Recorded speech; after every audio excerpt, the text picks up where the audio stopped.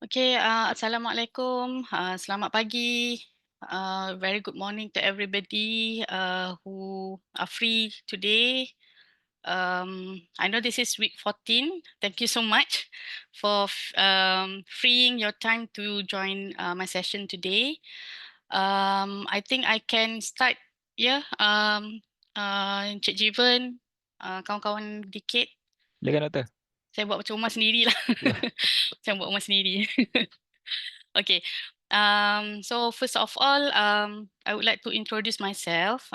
My name is Nurul Amelina. You can call me Amy. Okay. I'm from the Department of Multimedia from Faculty of Computer Science, UPM.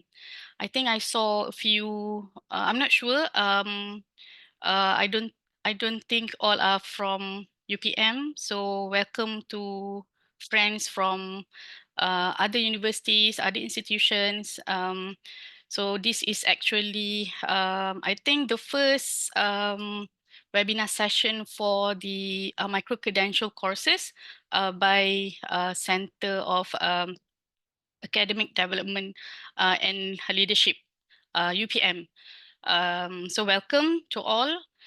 Okay, so I would like to kejap share. Okay, dah lama tak pakai Zoom. Sekejap.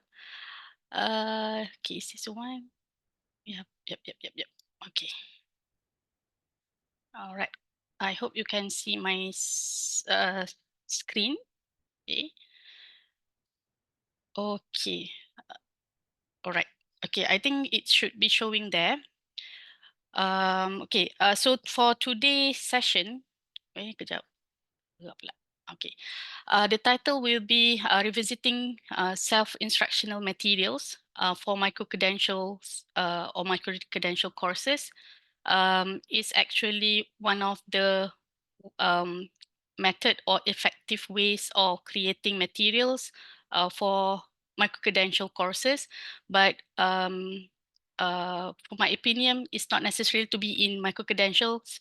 If you have any kinds of online programs or courses, you somehow required to have this kind of materials so that the students can actually get the best outcome when they registered or following your courses. But the title for today's talk is mainly focusing on micro-credentials. So I will start my presentation with my sharing session with some a little bit of introductions on micro-credentials and what we are doing in UPM. Okay, so basically, I know that 3 hours webinar sessions is quite long. So what we will do is hopefully all of you agree. We will take a few sessions, break sessions. And then if it's too much already, we can stop maybe a little bit earlier. But I will try my best to make this session as interactive as possible. Not only me talking to you, maybe you can also discuss. Okay, and then we will have some hands-on activity. Maybe if you have time to follow and join the activity together with me, so we can do it together. I just listed two learning outcomes from this session. Hopefully, we can at least manage to get this by the end of this session.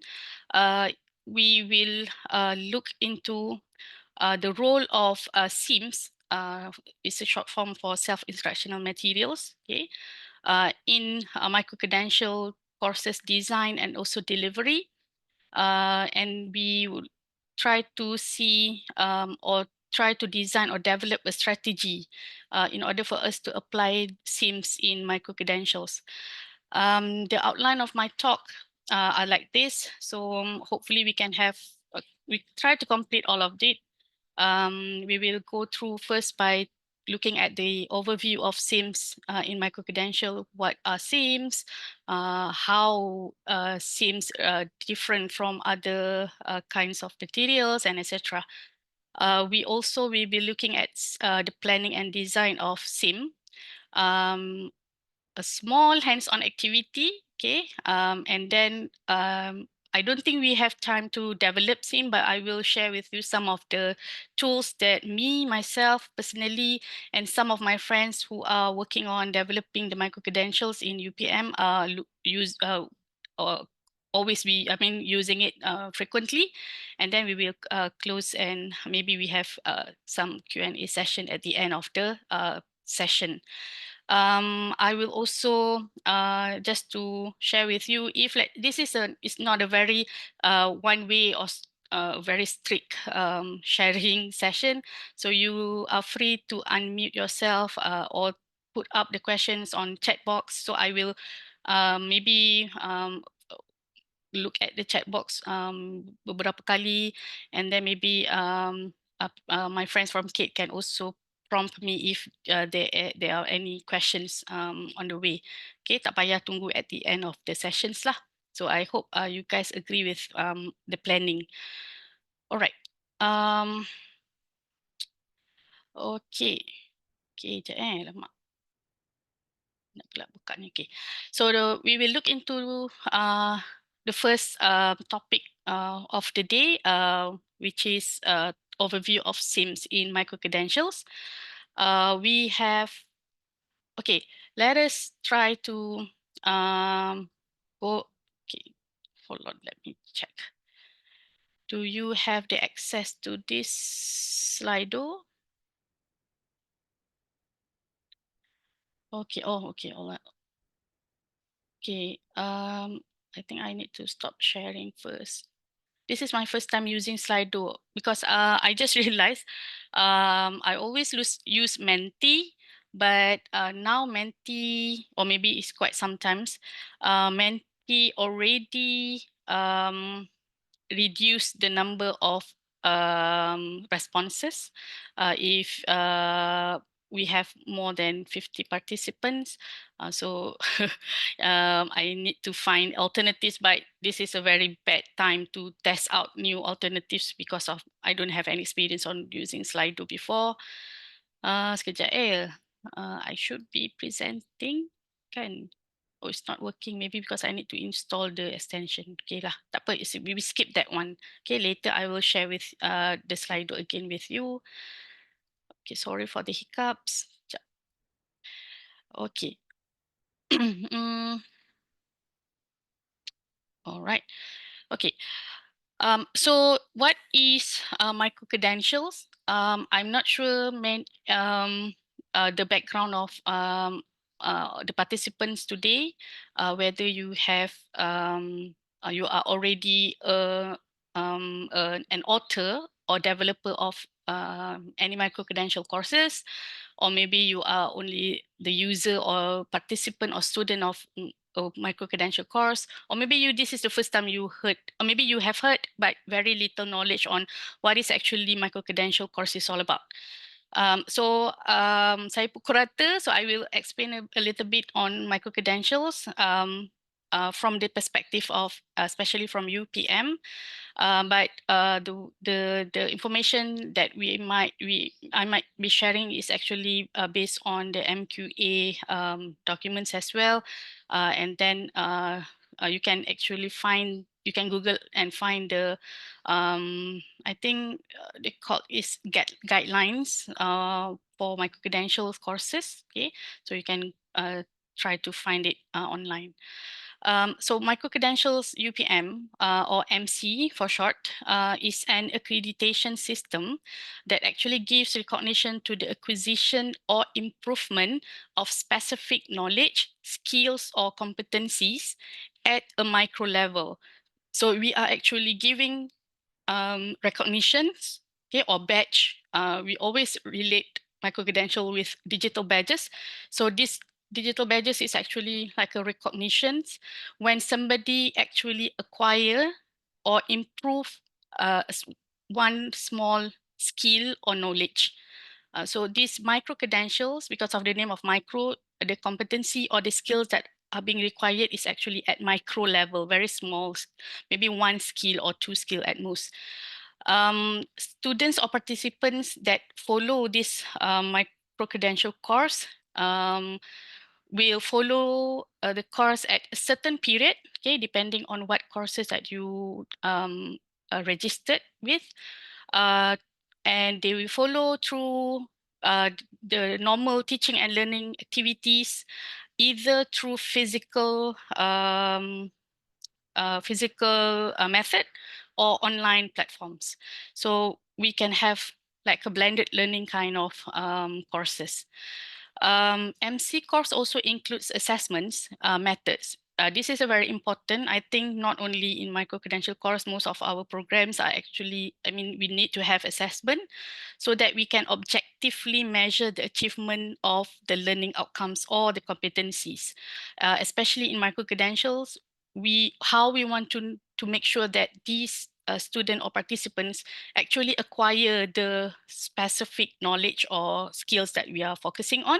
So we need to have some sort of assessment methods to measure the achievement. Okay, so this is the definitions of micro-credentials.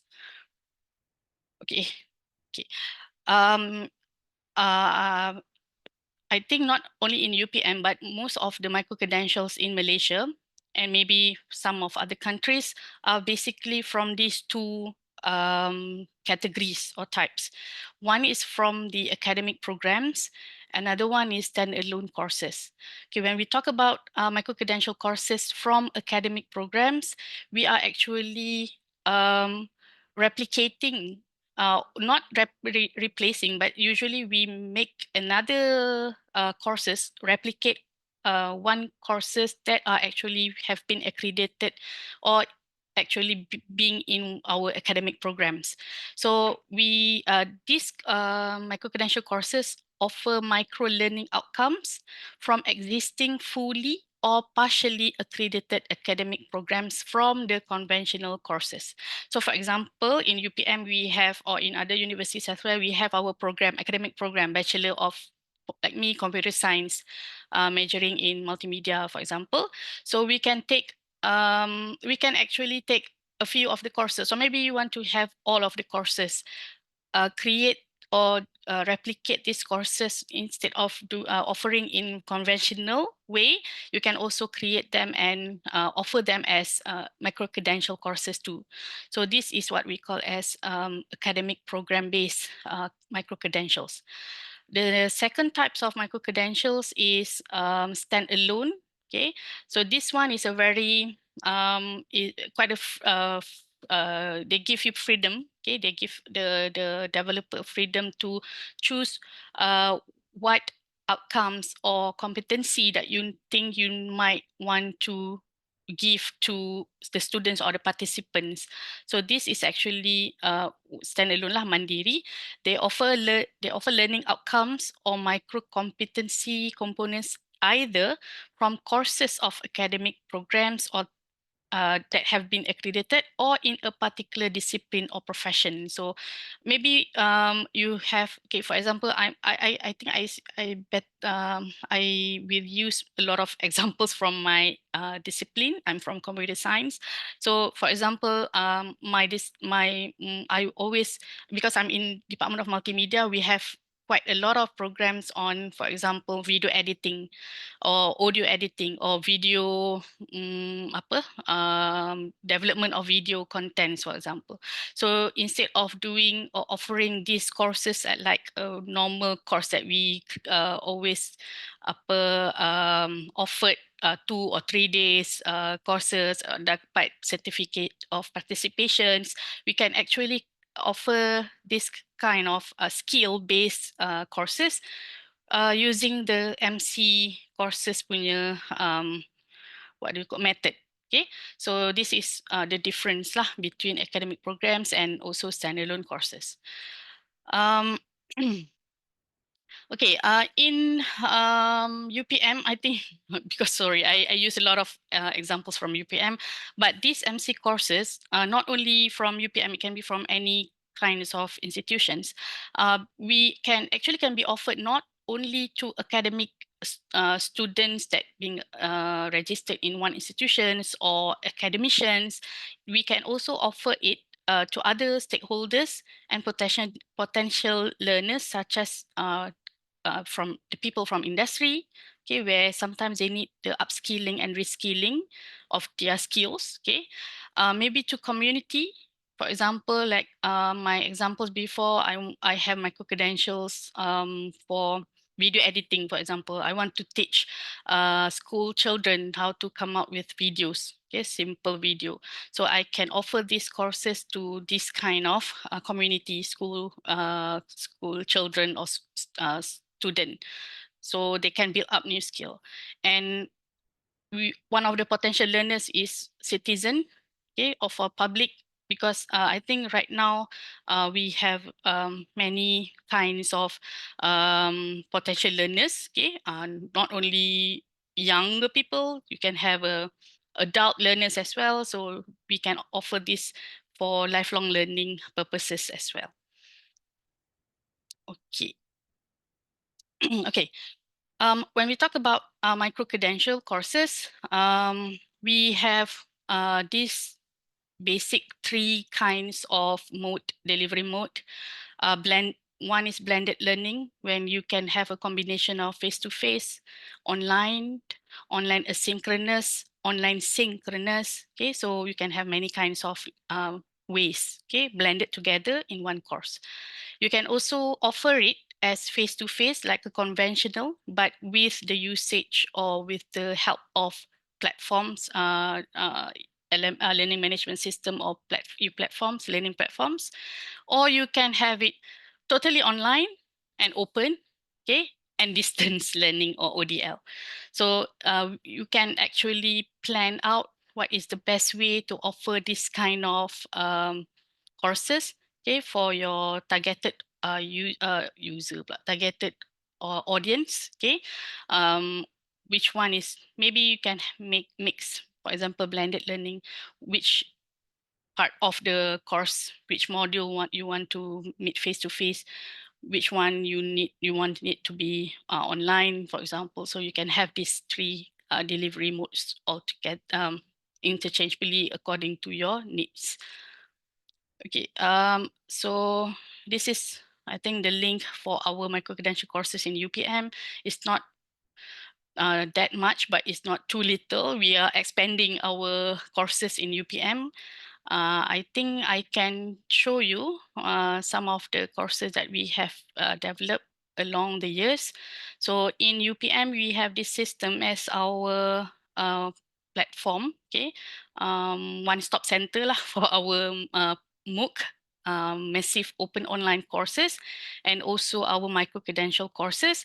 So, tiba-tiba tak boleh access kejap eh. Can you still see my screen? I'm not sure what is actually being shown in your screen right Doctor, now. the site cannot be reached. Is it? System down ke hari ni? Sekejap eh. Can you still see my screen, Cik Javen? Yeah, I can see the screen, Doctor. But this one, this site can be Yes, reached. yes, correct. Oh, because I type it wrongly. Okay, sorry. Okay, this one. Okay, I guess everybody can see this. I think all of you can see my many tabs up there. So boleh abaikan. Alright, so we have this system for our students in UPM. And also outside, because this is Putra MOOC. So all of our micro-credential courses are listed in the same platform as MOOC. Okay, if you want to go directly to the micro-credential courses, you can go up to this menu. So the link is there, micro-credentials. Okay. All right, so these are all the micro-credential courses that we have successfully developed, I think many years, okay, already. If you can see, those in with the course code is actually the micro-credentials from academic programs that we have. For example, Bahasa Melayu Komunikasi is from Faculty of Language, if I'm mistaken. Falsafah and Dan Isu Semasa, Faculty of Ecology. So these are all the micro-credential courses that have been developed the category is from academic programs, accredited one. And we also have a lot of it coming soon. We also have a standalone. This is much more better in terms of displaying the image. Okay, so these are all standalone courses that we have, and is actually quite a lot, but maybe some of them are, I think, it's like a combination of multiples small micro-credential course. So this is another example of it. So you can find quite a lot of numbers.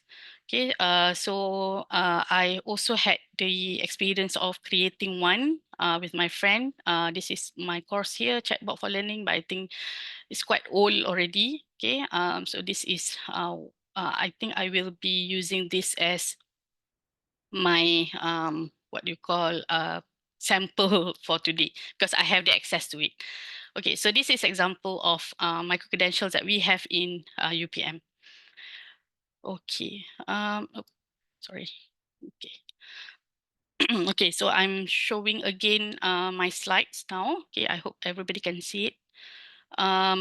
Okay, in UPM, this is actually, you don't need to actually understand this, but I want to just specifically show you where is SIM's self-instructional materials will be located at from this framework or flowchart. So this flowchart is actually for the from the first planning until the final stage of creating or developing a MOOC or MC courses from accredited undergraduate and postgraduate academic programs.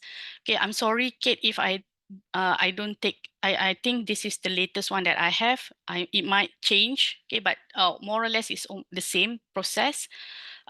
From the completion and verification of the planning and design forms, from the endorsement of the chairperson of the JKKKU, okay, and then JKKK PSU, okay, and then we have all the approval until you actually get the final say approval from the Senate. Okay, in this framework, okay, it might be different from the development of standalone micro-credentials, but this is more or less is the same. Maybe there are certain approval that they don't, when you create the standalone courses, you don't need the phases, okay, but more or less it's the same. But the where that is the theme actually be needed, okay, is in this phase ataupun step ataupun flow, okay, in the development of MC course content. So this is where self-instructional materials are needed. Okay, so it's actually part of micro-credential course development. Okay, so you cannot run away from it. Okay, in order for you to make your courses as actually as I can say that as effective as the physical or conventional courses, you need to embrace, okay, the concept of self-instructional materials. Okay. All right. So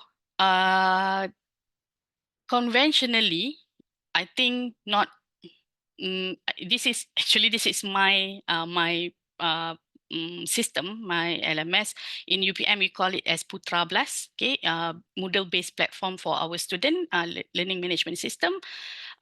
Sometimes I also tend to not following the self-instructional material mantra, okay? Because I maybe during this time, during this topic 3, I don't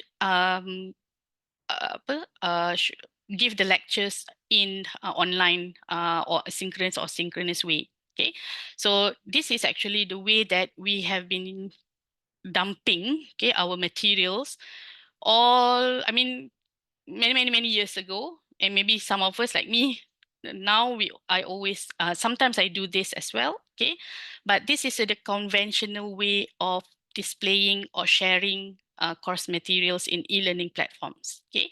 But I agree with you, because not everybody are doing blended learning or online learning delivery method. So you are expecting the students to come to the class, you put everything, all of the materials in the system, and in the class you actually verbally explaining to the student, okay, now to this week we will go through topic 3.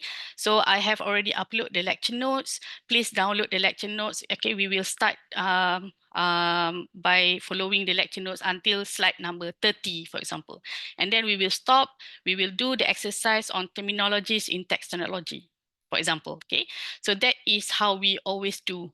I think that is also what I did for this topic 3, because I don't have blended learning or online mode for that topic.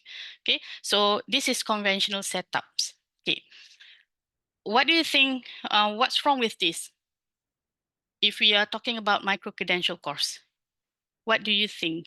Any problems in just putting all of the materials here? Okay, for micro-credential courses. And if let's say my course, this is a course called Multimedia Technology, okay, what if this multimedia technology course is being offered as asynchronous online or blended learning atau PPTG lah, pembelajaran teradun gantian blended learning course, where the students will not actually see you during this topic 3. You might tell them, okay, next week is our topic 3. Go to the Putra Blast, our Moodle, read and download everything, and that's it. You don't give more explanation to the student.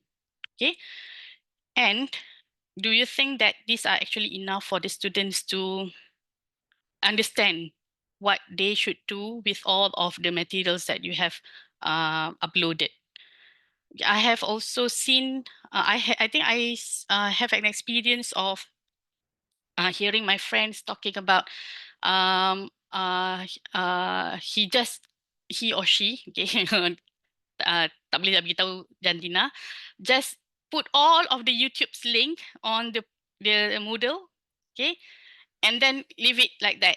Okay, so this friend of mine expecting students to I don't know, maybe go through all the videos. If it's 10 videos, so just put all the links, not his videos as well, all are from YouTube's.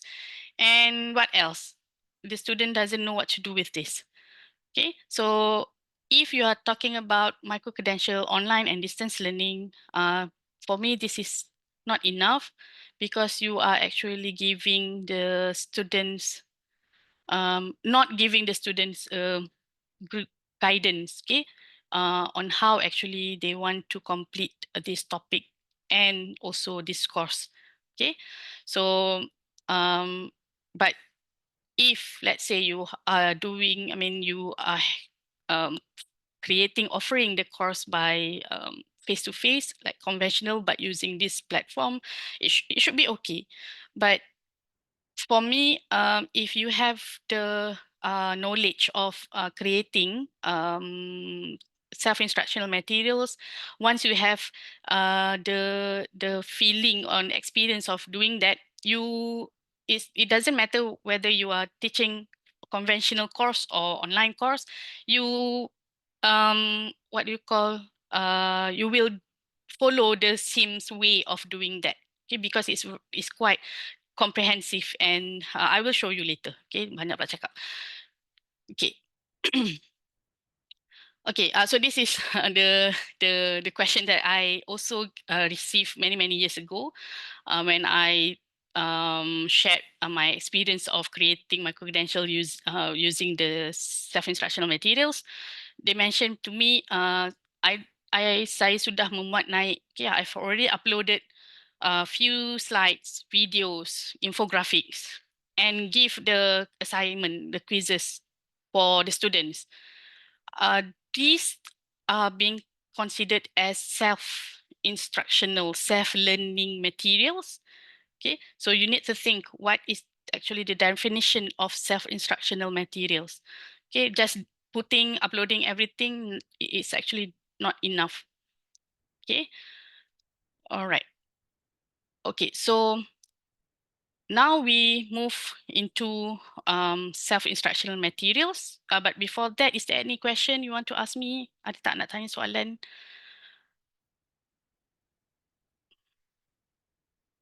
Okay, I saw one question there from Idea Pet Slim. Oh, nama macam nama device. Oh, memang nama device agak ni kan. Assalamualaikum, thank you for inviting us. Tak nampak. Would like to know, is UPM's digital MC credit based or not? As according to the latest MQA guidelines, an MC needs at least 40 SLT to be credit or academic one. Anything less than that doesn't count as credit MC. Please share with us. Okay, when we talk, thank you so much for the questions.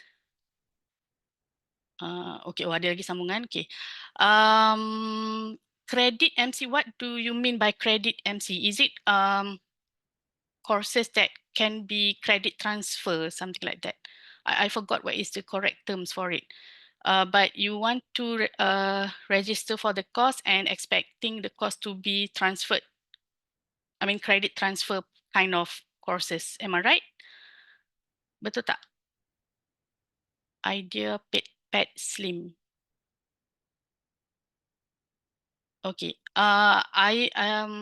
In terms of this, I think for the academic, okay, correct me if I'm wrong, kawan-kawan from CADe, because I'm not very familiar with the academic programs punya micro-credential. Okay. But for the academic program, if you are following the flow of developing the micro-credentials, the flowchart that I showed you is actually can be considered, or maybe they will have another round of auditing, okay, for the follow to check with the MQA guidelines. Okay, I think that is actually the questions that this friend asking. Okay, but maybe someone from CADe can help me to explain more about this. Okay, yeah, and MC isn't just about sharing digital materials. Yep, it should have some kind of interaction. Yes, discussion, feedback, activities, and assessment, not just dumping content. Otherwise, it's not really a good MC based on MQS. Yes, so that's where I'm here today to share my experience. Okay, not that I'm I actually I think I have only one or two micro-credential course, but we actually have share being conducting sharing sessions with many of the developer of the micro-credential course. So I'm sharing my experience with what I have with all of the developers with you guys today. So you are also can also share your experience with us in UPM too. Okay, thank you so much for the comments. Alright, okay, so kita teruskan dulu. Okay, while any question you can just share on the chat box. Okay, now before this we are talking about micro-credentials as a whole. Okay, now we are focusing on the core topic for the day, which is self-instructional materials. Okay, so self-instructional materials definition will be something like that in the yellow box. Okay, so it's actually your educational material, teaching material, learning materials. Okay, is actually can be your video, your slides, your infographics, whatever materials that you have created before. It can be self-instructional materials. Okay, it can also be not self-instructional materials, right? More or less, is an educational resource. So this type of education resources, okay, allow learners to acquire knowledge and skills in a self-paced, self-directed manner. So when you dumping your materials there, when you uploading, sharing your materials, you need to make sure that those that are using your materials, your learners, your participant, your students can actually use them and get the same learning outcome as how if they are actually coming to the course or joining the course face to face, meeting you face to face. Okay, so this characteristic that you need to think carefully. Okay, how to make sure that the vibes, the experience of learning through Sims is actually similar to learning with materials in front of teachers. Okay, so this is the definition. Okay, the purpose of Sims is to allow individuals, okay, to learn independently without requiring the physical presence of a teacher or educator, lecturer, or instructor.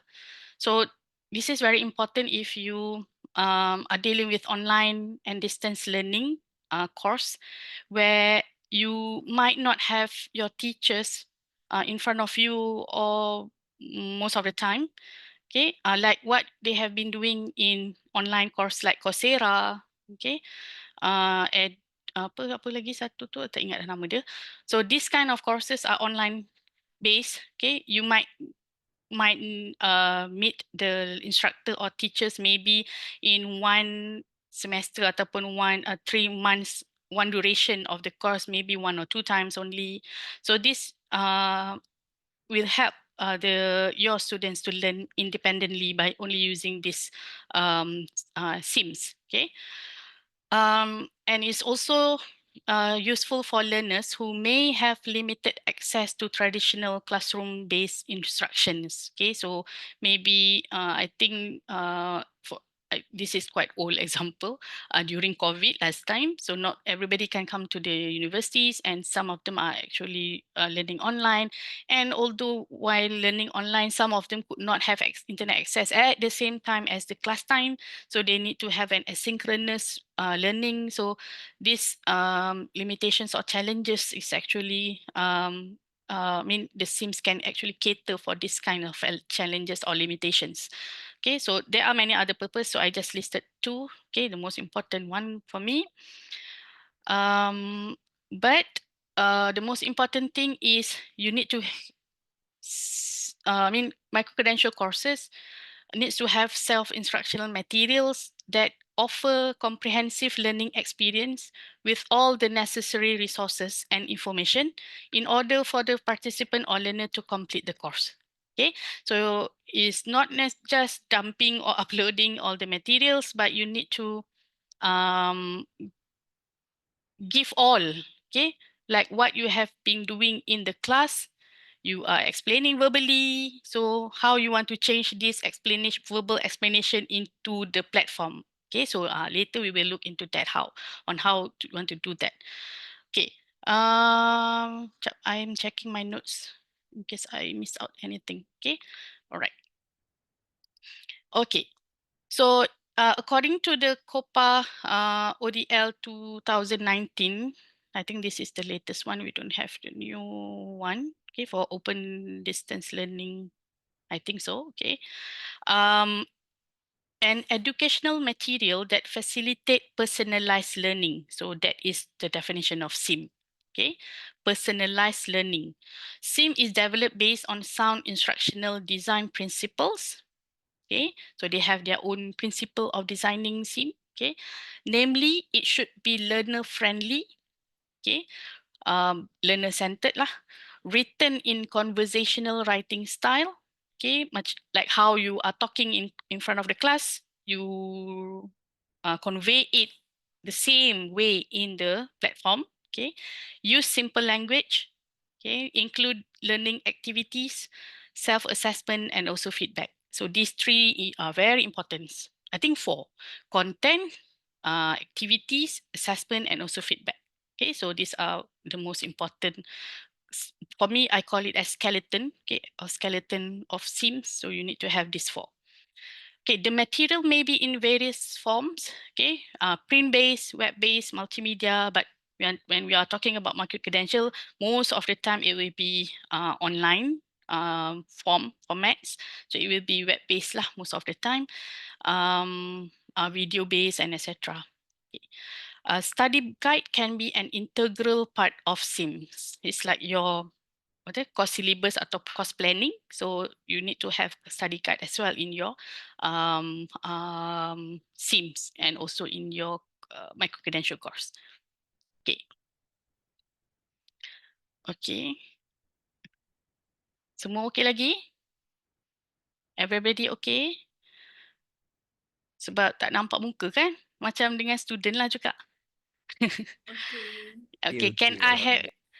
Do we have sorry, I memang dah lama tak pakai Zoom, so I'm not sure what kind of what kind of interactions that we can do in Zoom. Do we have Cik Jiwan, do we have something like hands thumbs up ke, ada heart keluar ke? Tak ingat dah, ada ke So that I think that is ada kat mana nak tengok je tu? Siapa tu ya? Terima kasih kerana share. I bagi heart dah tu, Doktor. Okay, I can see. Thank you. Kat mana je? React, Dr. Nurul. Oh, React. Okay, alright. Saya tak nampak sebenarnya kat mana React. Tapi okay. So whenever I ask you to react something, so you can just react to with any symbols lah. Okay, thank you so much.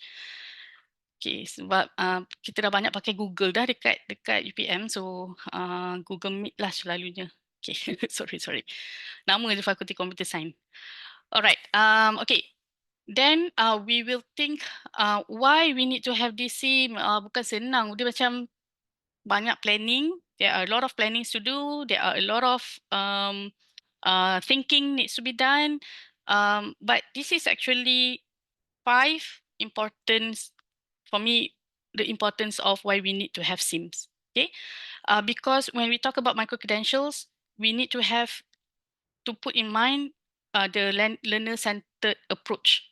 Okay, especially if you are doing the ODL. Okay, so we want the materials to actually empower learners to take control of their learning path, time, style, and etc. And also we need to have to be aware that learning can happen anywhere, anytime. So maybe we offer the course for 1 month, for example. So we could not actually specific as me standalone, especially standalone punya micro-credentials. Usually we will offer 1 month, 2 months. Okay, so we cannot specifically mention, okay, you need to follow this course pukul 8 from 8 a.m. to 5 p.m. for 5 days in 1 week. So you cannot do that most of the time because the concept of micro-credentials is anytime and anywhere learning. So you might need to think your participants that are from industry, they are working, they want to take part-time to improve or reskill or upskill their skills, their competencies. So this is very important if you don't have actually the dedicated time for the students to access your SIMs. Not only time constraint, but also geographically constrained. To enhance, SIMs can help to enhance engagement. Okay, like what I've been sharing, only listing of, macam saya punya tadi, listing of activity sikit, lepas tu slide. Kadang-kadang activity tak ada, slide je. So we don't have this kind of engagement. Student can just go through slide, kalau rajin, kalau malas, slide satu, lepas tu slide last, dan that's it. Okay, dah complete. Okay, so with this kind of SIMs, it is hopefully that we can actually get more engagement lah with the students. Okay, although we are actually not physically or online face-to-face with them. Consistency and standardization, okay, to ensure all learners receive the same quality of instruction. Okay, so this is very good if you have courses that you with multiple instructors or lecturers. So you will have similar kind of kalau macam setup in your Moodle LMS. So all of the other lecturers usually will use the same set of courses, okay, courses. So for example, kalau macam let's say kursus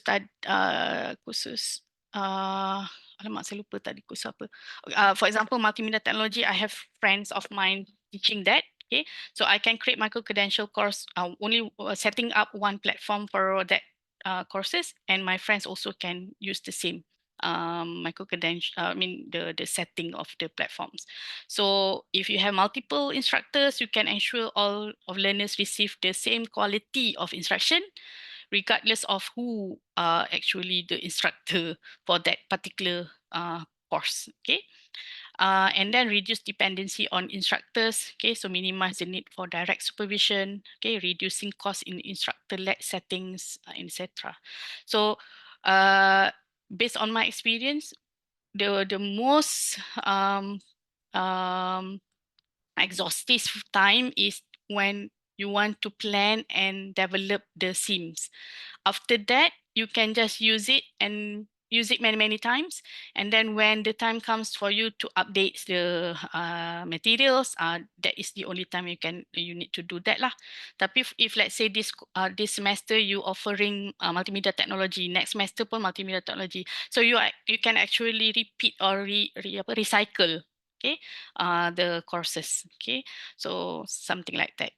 So you can focus more on instead of now kita fokus macam mana nak masukkan all the materials in the system, but every single semester pun is the same. Okay, so by this micro-credential courses and also self-instructed materials, instructors time kita untuk setting up all the technical stuff tu can be put into our engagement, for personal engagement with student, okay, personalized dengan student yang memang ada at risk ke masalah, need some help more, okay, so we can delegate lah our time to other things that is more important. Okay. Okay. Sekejap ya. Okay, kita tengok sedikit a few more slides and then we will stop maybe a few minutes, okay? Because 3 jam ni macam mencabar jugalah. Saya okey bercakap 3 jam tapi takut kawan-kawan semua dah macam alamak lama sangat. Okay. So we will go through a few more slides and then maybe we can take a break for 10 minutes if that's okay with friends from CADe, and then we will continue again. All right, so SIM, they have their own specific principles. Okay, this is very important because how you want to know whether your material is SIM or not. Okay, I can just say, this is my PDF. Okay, my PDF is SIM. Say how the criteria of it. So I think not only in UPM but other institutions and organization as well are following this. Some of them are actually listed 5, some of them 6. So in UPM we are using these 6 principles. The first one is self-learning, self-explanatory, self-contained, self-directed, self-evaluating, and self-motivating. So if you have these 6, okay, susah juga sebenarnya nak dapatkan semua 6, but we should try to get at least 5 or 6 of it. Then you can chop lah. This material is self-instructional materials, okay, because all of these 6 selves. Okay, so this is only summary of it. Okay, I will share with you each of the principles. Okay, so in self-learning, okay, how you want to specifically categorizing that material to be self-learning or not. Okay, so this material should guide learners independently okay, by using guiding prompts. Okay, for example, okay, student, it's not verbally, you write on the system. Okay, okay, go through this lecture slides. Okay, focus on slide number 5 and 6, for example. So this you actually giving verbal instruction or prompts for the students to, oh, I need to focus on this one. Okay, so that they are prompted to focus on something or to do certain questions. Okay, so this kind of prompts is very important. Okay, whenever you want to have your materials to be self-learning, or else like what I mentioned, you just upload the lecture slides, and then the student, if they just skip next, they might miss the most important, I mean the important part of the materials. And then second is by scaffolding content. Okay, so break down complex topics into manageable steps. Okay, usually that's why we call that as micro credentials. If, for example, our conventional course, we have 3 learning outcomes. Each 3 learning outcomes can be chunk into much smaller what you call topics, okay, or competencies. Okay, so the smaller is the better lah, because of the concept of micro learning. Okay, and then interactive elements. Okay, whenever you create or you share or you create quizzes materials, for example, and give exercise, you need to have immediate feedback. Okay, so that they actually know whether they are doing correct or not. I mean, the student know. So some of the functions in certain LMS can have this kind of immediate feedback. Okay.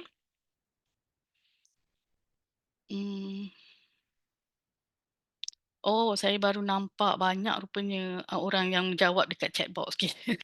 Sorry Alahai. Okay. Okay, self-explanatory. Okay, this is the second principle. For materials to be self-explanatory, they need to adopt a conversational tone. Okay, don't be too robotic. Okay, right now chatbot like ChatGPT also can be very human-like. So you need to have this kind of tone when you are talking to the learner. So that why?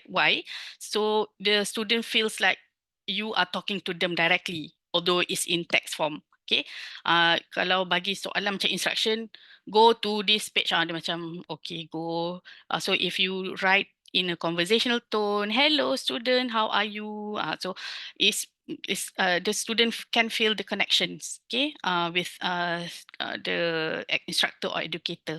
Okay, so other than that, you need to have a very clear language, okay, avoiding jargon, using everyday vocabulary. Okay, this is to help students to they can start the doing the following through the course immediately. Okay, logical structure. Okay, you present your information or materials in logical order, in an order. Okay, that builds understanding. Okay, so the one that I mentioned, the skeleton that I mentioned, the MC skeleton.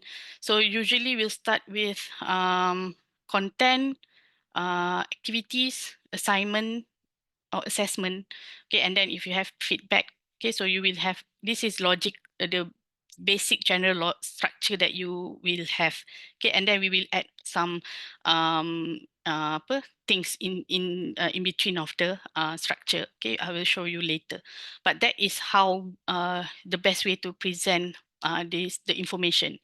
Okay, don't just upload first upload assessment, sekali kan upload materials. Lepas tu when you upload it without any order, it might be in the learning management system, the order is mixed up. Okay, so apa yang you upload dahulu akan display first. So it can be different order. Okay, maybe assessment first, second will be content, so it will be not in logical structure. And then you don't include any instruction, so lagi haywire nanti. Okay, so this is logical structure. And then visual aids. Okay, please don't just put everything in text. I think I I did too in my slides, okay? But try to employ diagrams, charts, images, okay? So that it's not like a reading textbook. I think textbook also have images, not like reading report, okay? But you need to have to get interest, to got interest from the students. So try to include some visual aids lah. Okay. Okay. The third one, self-contained. Okay. Self-contained SIM, a self-contained SIM is a standalone resource. Okay. So because usually when students follows the ataupun join the micro-credential course, they will go through along the modules. Okay, module 1, module 2, module 3, topic 1, topic 2, topic 3. Okay, so each of the SIM can be standalone for each of the topic. Okay, so you need to have these things. Okay, for example, background information. Okay, presenting necessary context before delving into new concept. Maybe you need to get the experience or before you introduce new concept for the students. Okay, and you need to have to include examples and applications. Okay, and also supplementary resources. Okay, providing links to additional readings or multimedia, video, okay, for those who wish to explore further. So this is usually all of the information will be in that particular course or topic. Okay, so this is what we call as self-contained. Okay, self-directed, okay, empower learners to take the reins of their educational is crucial. Okay, so self-directed involves modular design, flexible pathways, and self-assessment checkpoints. So modular design, kita organize content into sections. Okay, so they can macam topic 1, topic 2, topic 3. So each of it can be considered as one competency number 2, competency number 3, okay, according to the topic.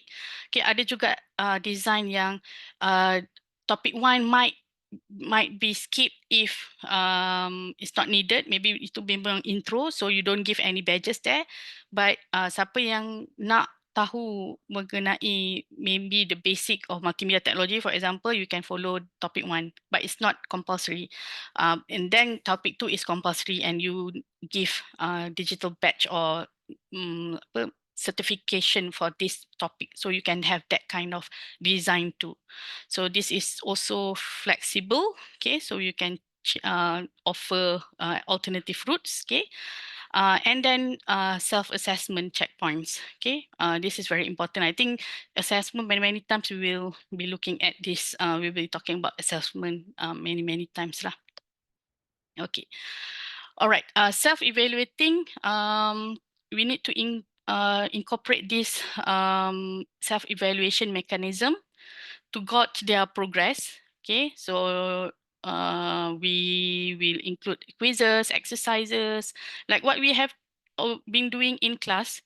Selalunya one topic, 1 week. So in the end of the topic, at the end of the topic, before the end of the week, we will give pop quiz, okay, exercise for them to actually reinforce learning, okay, their learning, and to correct misunderstanding. And then give reflections. Okay, maybe we can give reflection, ask the student to give reflections as well. Okay, so these are the things that we can do. And also progress trackers so that they know, oh, topic 1 dah complete, ada lagi 2 topic. So we will have, usually in micro-credential course platform, they have functions to show the progress, to track the progress, how many materials need to be completed, how many badges need to be achieved. So we will have this progress trackers, and I will show you later. Okay, and then number 6, self-motivating. Okay, because following the micro-credential course can be a lonely journey because you are not actually meeting with the lecturers or instructors every day. So you need to be motivated. I mean, the student need to motivate themselves.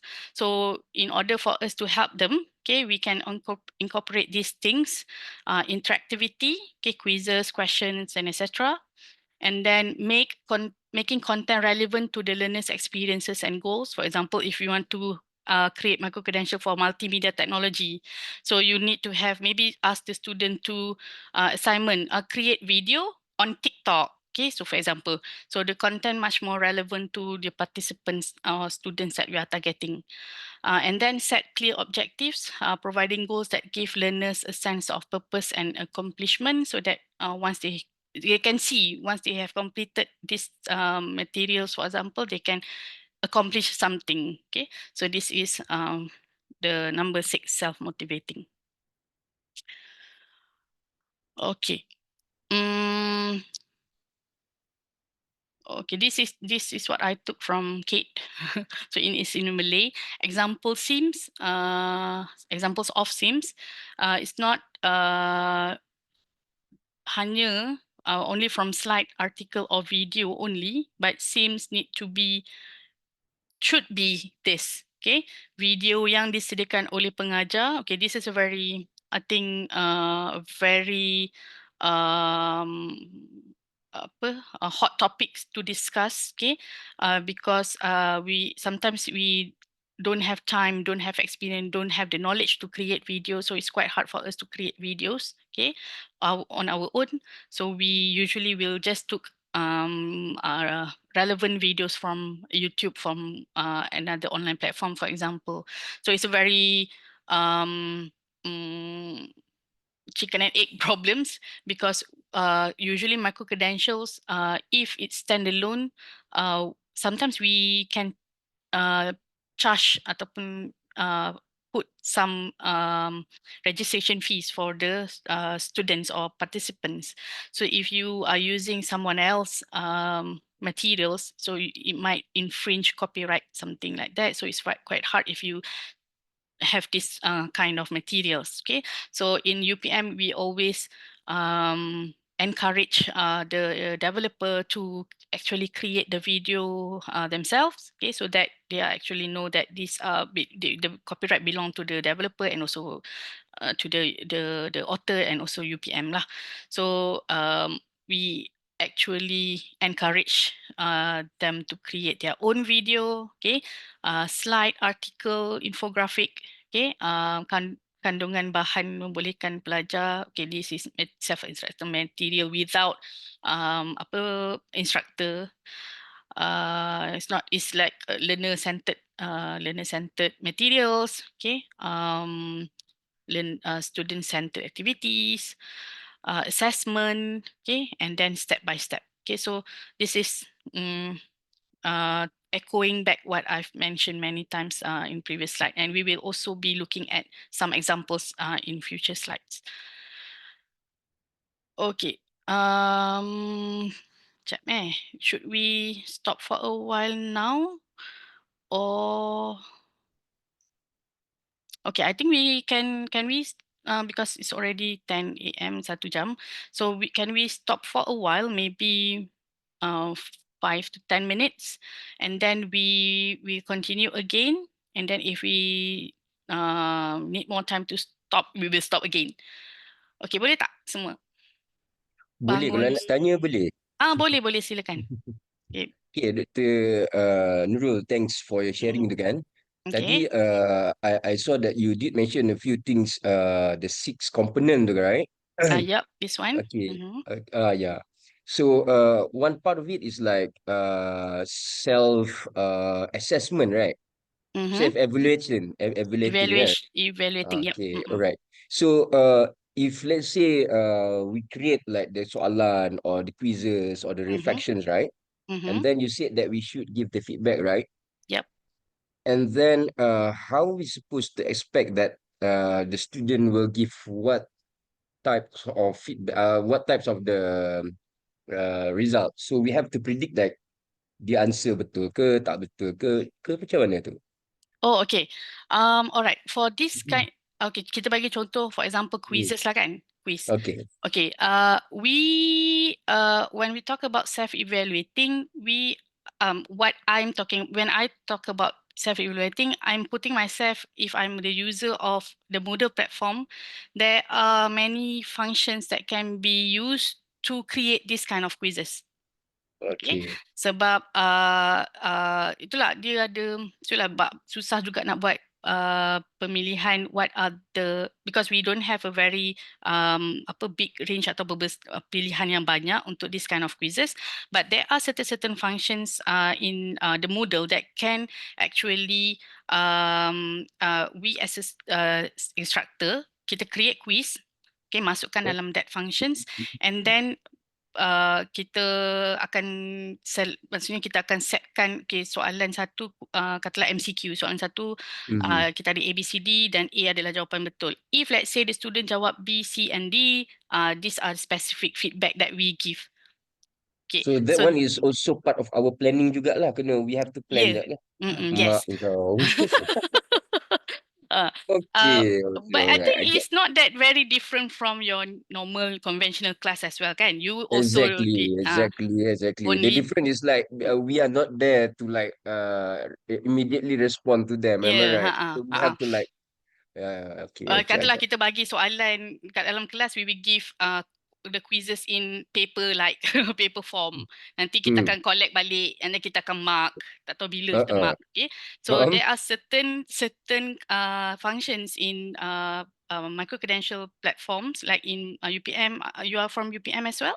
Yeah, daripada Okay. Food Tech. Yeah. Okay, the Farid from Food Tech. Okay, so there are certain functions in Putra Blast. Okay, and I think also in other Moodle, in Moodle platform, other universities are using Moodle. They have certain functions yang boleh buat automate for this kind of quizzes. So when I talk about self-evaluating, I'm thinking of this kind of automation in the quizzes and the exercise. Tapi bila kita talk about assessment, it might be different. Sebab susah kita nak buat assignment ataupun assessment, especially kalau macam subject yang maybe yang perlukan buat essay or something. So the student might not have immediate feedback, real-time feedback based on this kind of assessment lah. So bila kita create self-instructional material, so we need to take this into account. Ada certain soalan yang kita boleh buatkan dia jadi MCQ, okay, and then we can offer them as an automated punya response, okay, so that the student can get immediate feedback. Or we need to have kalau tak boleh juga kita guna assignment punya function dalam Moodle tu kan. And then we need to have time to mark the questions. Same goes like you mentioned just now. If we ask the student to come up with a TikTok videos or something like that, that one will take some time, right? We need to what do you call graded kan, manually like what we have been doing lah. Okay, Cumanya correct. ada functions yang automated, ada part yang kita boleh automate, yang mana yang kita perlu our manual intervention, we still need to have that. Dia tak boleh lah run online 100% tu, memang tak, bagi saya tak logik lah. Okay, right. One more thing, Nurul. Yes. For one topic, like for instance, one topic ataupun one module tu, so we will take like, let's say 45 minutes. Is 45 minutes full ke is inclusive of you based on your experience kan? The 45 minutes tu, let's say for the first topic that we want to give the batch to them, right? So is it 45 minutes or it's up to us to decide how long that particular lesson? Okay. It's actually are you talking about standalone or you are talking about academic program? Sebab ada dua. Okay, standalone is memang give freedom to the author, to the developer, instructor. So we actually, I think later I have one slide on the student learning time. Kita nak compare between what is the difference between face-to-face conventional instructions versus online instructions. There are actually different way of calculating that. Can we discuss ni nanti masa dah sampai slide tu? Okay. Saya tertanya awal tak, sorry. Okay, tak apa, it's okay, that's fine. Thanks a lot, Doctor. Thanks a lot, Okay, Doctor. thank you. So we will stop for maybe 10 minutes so we can go to washroom and then we'll see again around 10:20 boleh ke 25, something like that lah. Okay, so okay, see you guys later. Okay, can we start again? Yes, please. All right, thank you. Okay, so we have go through the 6 principles, okay, of SIM.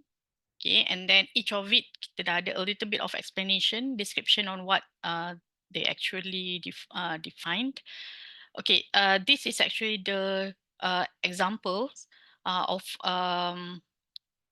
I think ada dua kot. There are 2 course, okay, that have been designed by you. I mean, we have used self-instructional materials in designing the course, okay, and we are trying our best to fulfill all the 6 principles, okay, more or less. It's being listed here. If you can see this. Later, I will share the slides with all of you. Nanti saya akan share. Okay, so this is one specific topic. I forgot what is the name of this course. I think tak ingat lah, lupa pula. But this is one of the courses that we have in week 8. Okay, in this course, the instructor would like to share about the topic titled dynamic programming. So in our Moodle LMS, we have this similar setup. Okay, where we can have a section. Usually, what I do, I think all of you are doing as well. We create one topic for each of. I mean, the setting is one topic. Okay, per topically by topically lah. So in this sections, is usually on top of it we'll display the title. Okay, this is normal lah. All right. Like what I've been showing with all of you where my multimedia technology screenshots punya Moodle screenshots tadi without any explanation whatsoever. So in this course, the instructor include the learning outcome for the lesson. They listed the 3 learning outcomes, okay, and then they also so title the flow is title, learning outcomes, okay, and then some instructions. This is the first material, content material. This is the instructions to guide, okay, the students to go through the slide. For example, uh, dia tulis kat sini assembly line, scheduling and 0 and 1 knapsack are examples of optimization problems that can be solved by dynamic programming. Go through the slides, okay, so they are actually the instructor relating to this topic. Saya ada. Okay, so this one, these slides on the step for computing the optimal solution, then run the code. Okay, so there's actually instructions step by step. Okay, the instructor also include additional materials, which is in the form of YouTube video. Okay, so materials can be in the form of slides like this one that have clear and comprehensive explanation like this one, okay, with steps, numbered figures, videos. Okay, so this explanation, these slides are actually being explained through this video. Okay, text, URL, and etc. Okay, so there are also extra materials. If you have extra materials to guide the learners more, okay, so you can just list it here, okay, and then explain what should the student do. Okay, this is one example of asynchronous activity through forum for self-reflection. Usually we will have 1 or 2 forums in our micro-credential course because we want to interact with the student. So the one, and also student would like to interact with another student. So one of the way is by creating forum for that. So we have this, maybe this instructor want to have a discussion, but not it's not a real-time discussion lah, so because it's forum, everybody can access it anytime. So the instructor specifically mentioned each of you the student should share your answers in the forum. okay, and then discuss. They will discuss. So there are interactions in the forum with between the students student and instructors. Then we can also regard this replies or discussion as attendance. So this is one of the things that we are been doing during for our PTG blended learning. When we gave synchronous activities, let's say we want to have that 1 hour class as blended learning, asynchronous. So what you can do is you give the students something like this to do, and once they have completed, and then you will take the completion of the activities as the attendance. Okay, you can also do that. So give some deadline for it. Okay, and then some reminders or others. Okay.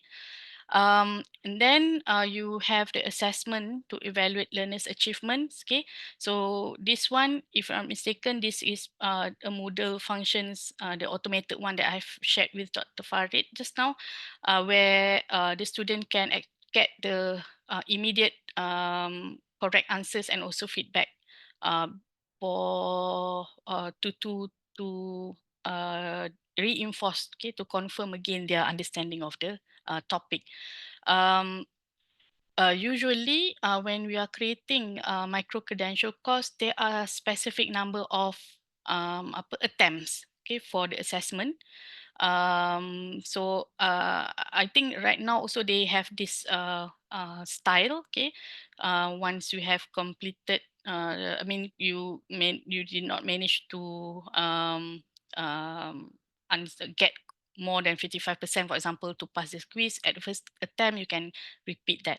So it depends on the planning of the instructor, how you want to have the assessment being conducted.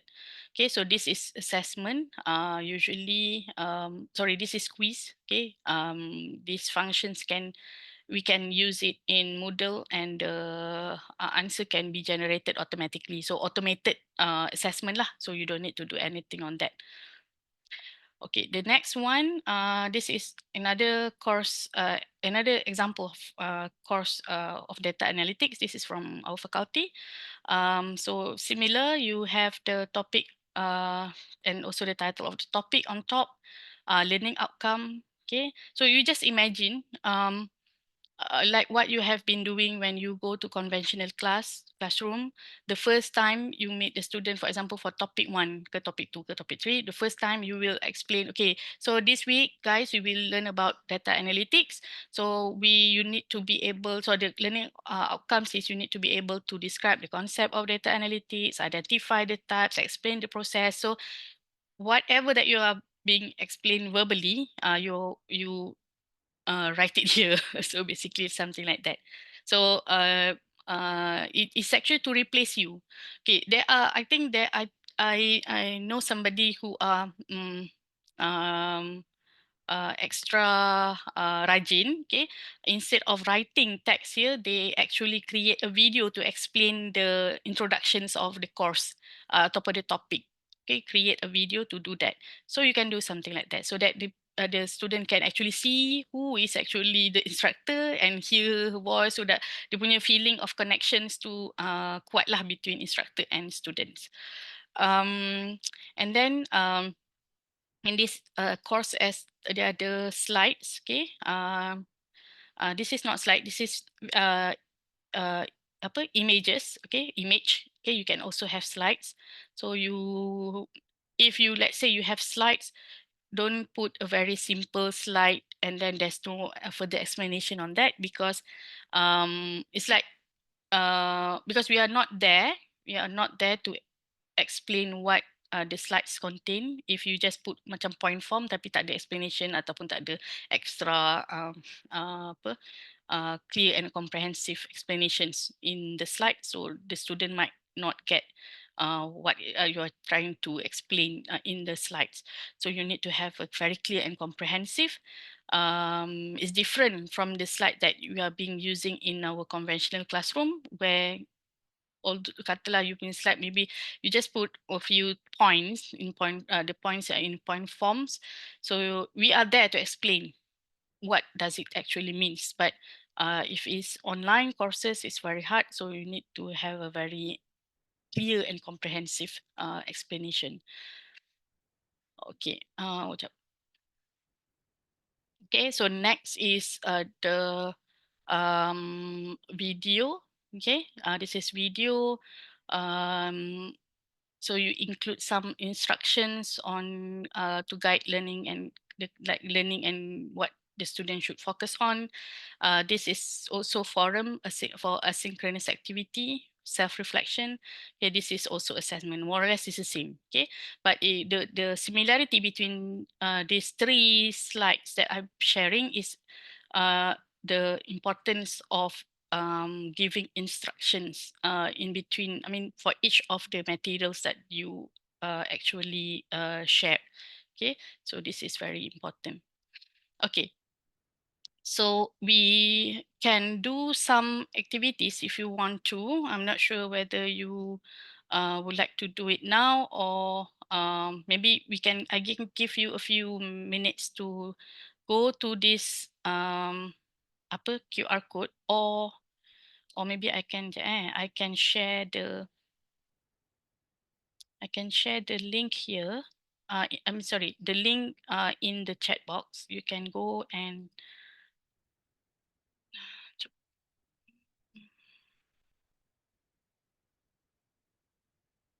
it's a chat box. Okay, this one. All right. Okay, so you can go to this link. Okay, and it will be pointing to the checklist. Okay. Okay. For self-instructional materials, material lah, if you want to come up with this. Okay, so this is actually from the handbook from CADe UPM. They have published one handbook. Sekejap, ada ke kat sini handbook dia? Bukan. Alamak, tak keluar pula. Alah, habis melompat dah gambar-gambar. Sekejap ya, apa nama handbook dia? Saya ada bagi. I think I'll give you here. Handbook of Self-Instructional Materials by CADe-Lead UPM. But I think other universities also have their own guideline or handbook on it. More or less it's the same. But this one I actually extracted from the UPM handbook. And then this is actually just a general checklist for you to make sure that you actually achieve the self-instructional format of materials that you want to have. So this is actually before you plan, you can go through here what you need to have. Okay, it's like checking yourself lah when you do plan and also plan, design, and also develop the sim. So these are some of the checklists that you can go through. Okay. First of all, yes, you need to have all the I listed only 4. There are actually at least 6. Okay, 6 same principles. The introduction part, whether it provides the context of the module, prior knowledge that the student needs to have, whether you can actually give motivation for the student to learn. Okay, and then learning outcomes are they stated clearly in the courses, and then can it be smart tu lah, measurable, specific, achievable.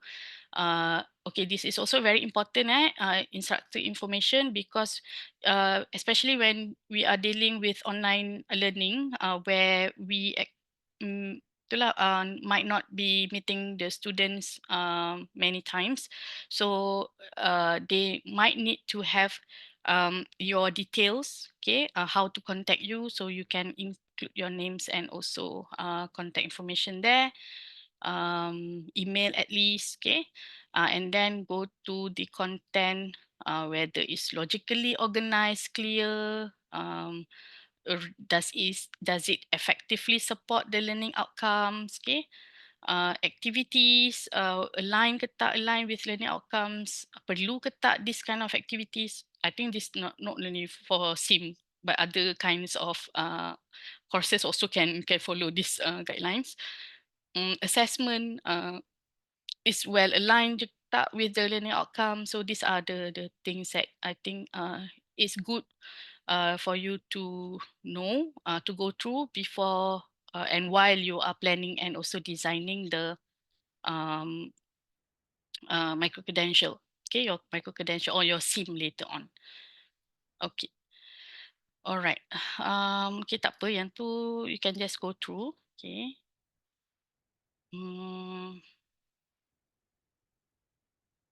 Okay. So this is that checklist is actually I share with you. So how you want to use it is you make a copy of it. Okay, I don't allow for editing because I'm the author. So you make a copy of it, and then it will be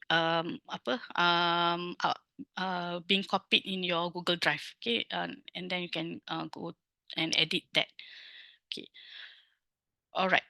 Okay, so now we are 10:30. Okay, we will be continue with our plan number 2. Okay, outline number 2, planning and design. Okay, in SIM development phase, we have a few steps. Okay, to ensure that the material that you created actually meets the LO, okay, and the needs. This is from the handbook. I think I rearrange a few of the points, but more or less is these are the steps. So to identify learning objective and define target audience. Okay, if you are creating a micro-credential or SIMs for academic program, you actually are not the freedom is not yours. Okay, so the learning objectives is actually the same as the conventional course that of the academic program that you would like to create. Okay, so for example, multimedia technology conventional course, the learning objective is ABC. So when you want to create a micro-credential mode for this multimedia technology course, so you need to follow the same learning objectives.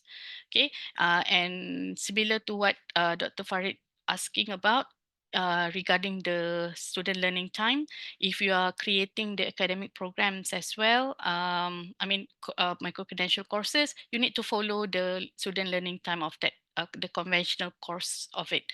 So katalah 120 kan SLT for one course conventional, the micro-credential also needs to follow 120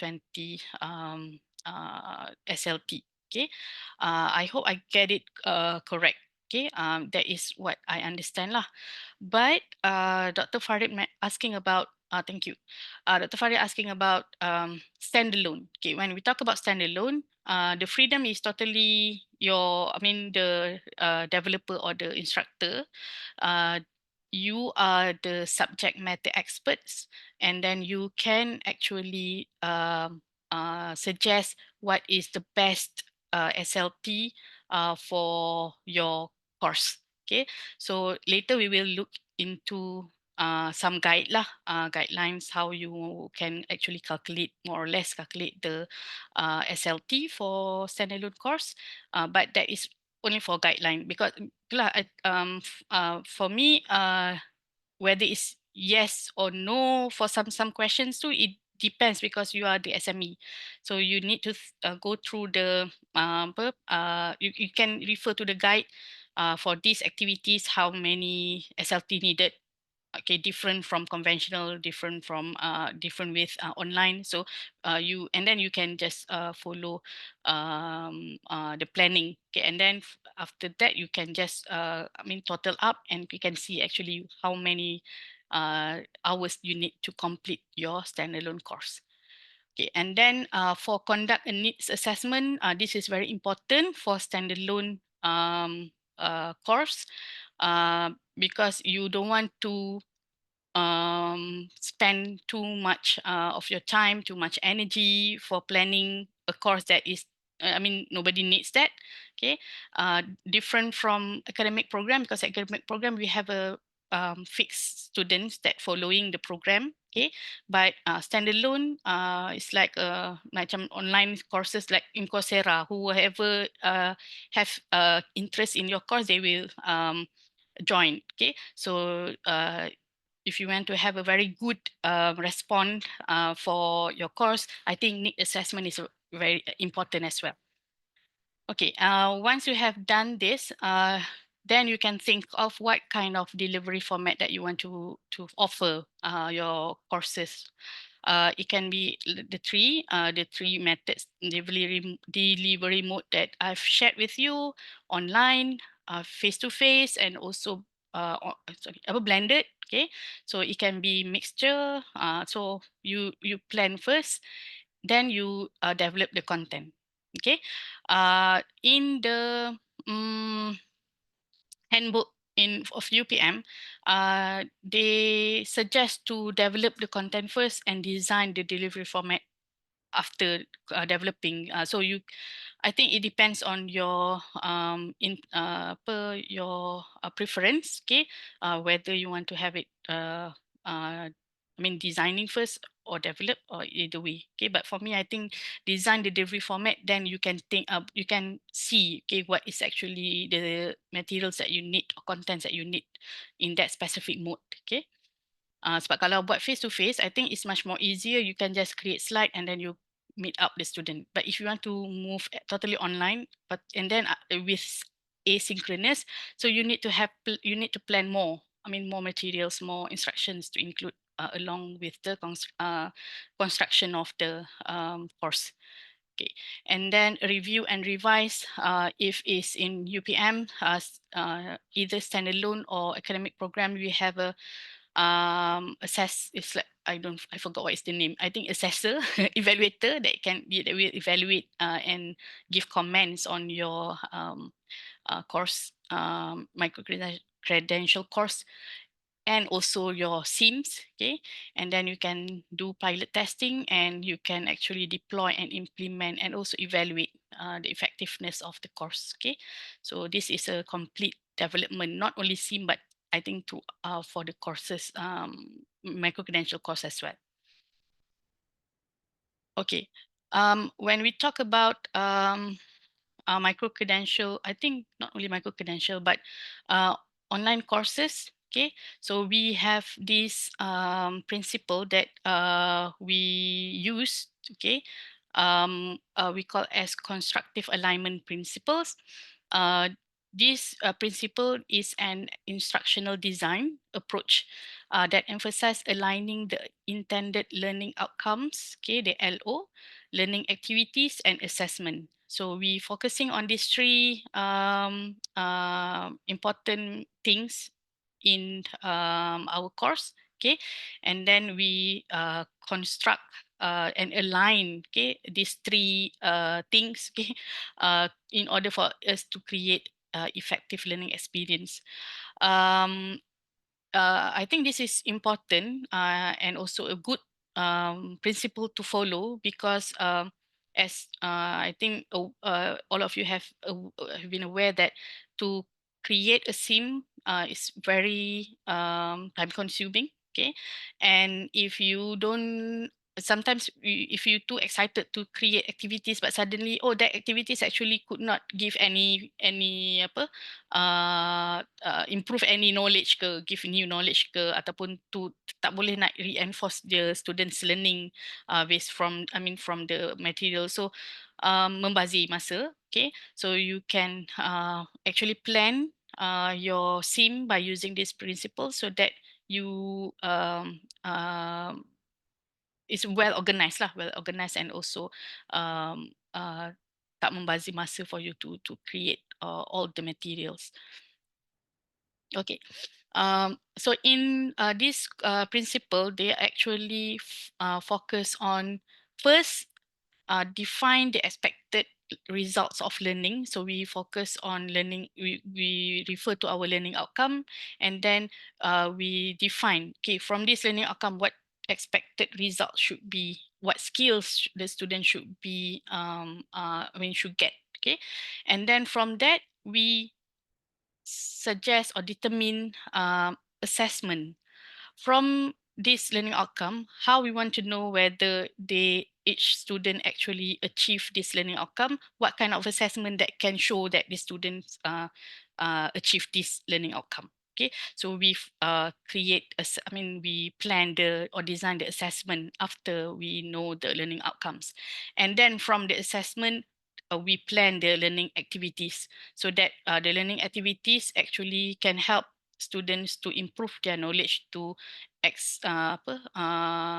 enhance their skills. Okay, in order for them to be prepared when they answering or doing the assessment. Okay, so these three steps ataupun three features and characteristics for each of same module, they should be aligned and built upon each other. Okay, so that they actually can to attain the learning outcomes of the course. Okay, so this is one of the principles. Okay, and then when we are dealing with creating ataupun developing the materials itself, we focus on this I don't know how to pronounce it. CADe-Lead 9 events. Hopefully I pronounce it correctly. These 9 events of instruction, okay, is a framework for design effective instructional materials. Okay, so more or less is the same as what we have been discussing before, but this is in one framework. Okay, so first one is gain attention. Second is inform learners of objectives. I will not read the definition one by one. Stimulate recall of prior knowledge. Okay, present the material. Okay, provide guidance, elicit performance. Okay, provide feedback, assess performance, enhance retention and transfer. So basically, what we have been discussing are actually relate to this 9 events of instruction framework. Okay, so once we have all of these, we follow all of these, inshallah, our materials can be as effective as the conventional course. Okay. Okay, this is what I've mentioned before, student learning time. Kalau dalam bahasa Melayu tu they call JPP, jam pembelajaran pelajar. Okay. In this is actually from the e-learning guidelines for Malaysian higher education institutions. Tahun 2014, I'm not sure whether there are updated ones, but more or less is this. They actually shared or show a few examples of activities, learning activities, and they listed the difference of SLT based on the mode, face-to-face, online, and also self-learning SLT. Okay, this is a guideline. I'm not that I'm familiar with this, but I'm not sure whether this is, the most effective way of doing. But this is our guideline. We can try to follow this. More or less is, I think, can be accepted. Okay, for example, okay, like what I think Dr. Farid also asking about the same. So the activities here, for example, synchronous online interaction where you have face-to-face, real time. Asynchronous online interaction where you have you record a video, you upload in a platform, and then you ask the student to watch themselves. For example, media-based activities, reviewing online reading materials, okay, collaborative learning activities or PBL, okay, assessment. So these are some of the activities, not all, but these are the main ones that most of the instructors will do. Okay. For example, we can see that for example, asynchronous online interaction, okay, for pre-recorded videos, okay. Oh, this is two of both of the activities. Okay, let's say it's 1 hour face-to-face SLT. So online SLT will be 10 minutes of pre-recorded videos, 10 minutes of media activities. When you when the students are doing that, watching that on their own, okay, self-learning, it can be the total number of the SLT might be more. Okay, for example, usually what the mantra is 15 minutes of video watching is equivalent 15 minutes of video. Okay, if you ask the student to watch this 15 minutes of video, it might be equivalent to 1 hour SLT. There are certain calculations. Okay, itulah I'm not very good in terms of the specific calculation, but this is the guidelines that I also use. Actually, this is very important if we want to know how many hours that we need for specific topic. For example, in our online micro-credentials kan, that topic is, let's say, asynchronous. So how many hours that we want to put to specify to apa to give, okay, for each of the topic, one topic ataupun each of the materials tu berapa lama. So this is the guideline that we can use. It might be wrong, it might be right. So but more or less is a guideline. So you can follow this. Okay. Okay. All right. So in terms of materials planning, these are the key importance materials that I think are very important to be included in your planning. Topic content, okay, activities, assessment, okay, and then the instructions. Okay, so this is what you need to have lah in the planning of your materials. The topic content, usually if you have you are creating for academic programs course, you will follow the topic that is being listed in the conventional the table 4 tu lah, conventional syllabus. But sometimes I have also had experience sharing my experience with UMS. They are actually trying to create academic programs, micro-credential as well, but some of them, they don't actually follow the topic itself. Okay, they combine some of the topics and then they make it one digital batch ataupun certifications. Also can be done like that. So because you are the subject matter experts, so you actually knows to achieve one LO, topik mana yang sebenarnya can help actually to achieve this LO. So you can rearrange that, okay, accordingly. But the most important thing, all of the topics must be covered. Whatever topic in conventional must also be covered in micro-credentials. So this is the way that you rearranging the topic. Okay, and then for each topic, you might know, well, you might need to have an idea whether you want to create video for it, audio, slides, articles, infographics, and other contents that you deem appropriate. Activities, in terms of activities, is for reinforcement purposes. Okay, we can have discussion, reflections, games. Okay, or maybe just Googling information on the internet. Okay, so you can have this kind of activities. Assessments, selalunya assignment and quizzes, or maybe alternative assessment that you have, and then the instructions. Okay. Okay, in UPM, we have this apa dia panggil structure, okay, for the content, activity, and assessment. So in our Putra Blast, in our LMS, we need to follow this categorization in order for the course to be complete, in order for the students, I mean, to accomplish the three categories. Okay, we have content in the format of file, folder, page, URL, SCOM. Okay, SCOM tak pernah pakai, IMS pun tak pernah pakai, but basically these are the contents that we use. Activities, we can have these are Moodle activities. So whichever universities that actually use Moodle, you will have these features. So if you have been using other LMS, so you can have other kinds of activities, but these are all being connected to Moodle. And in UPM, we have H5P interactive content.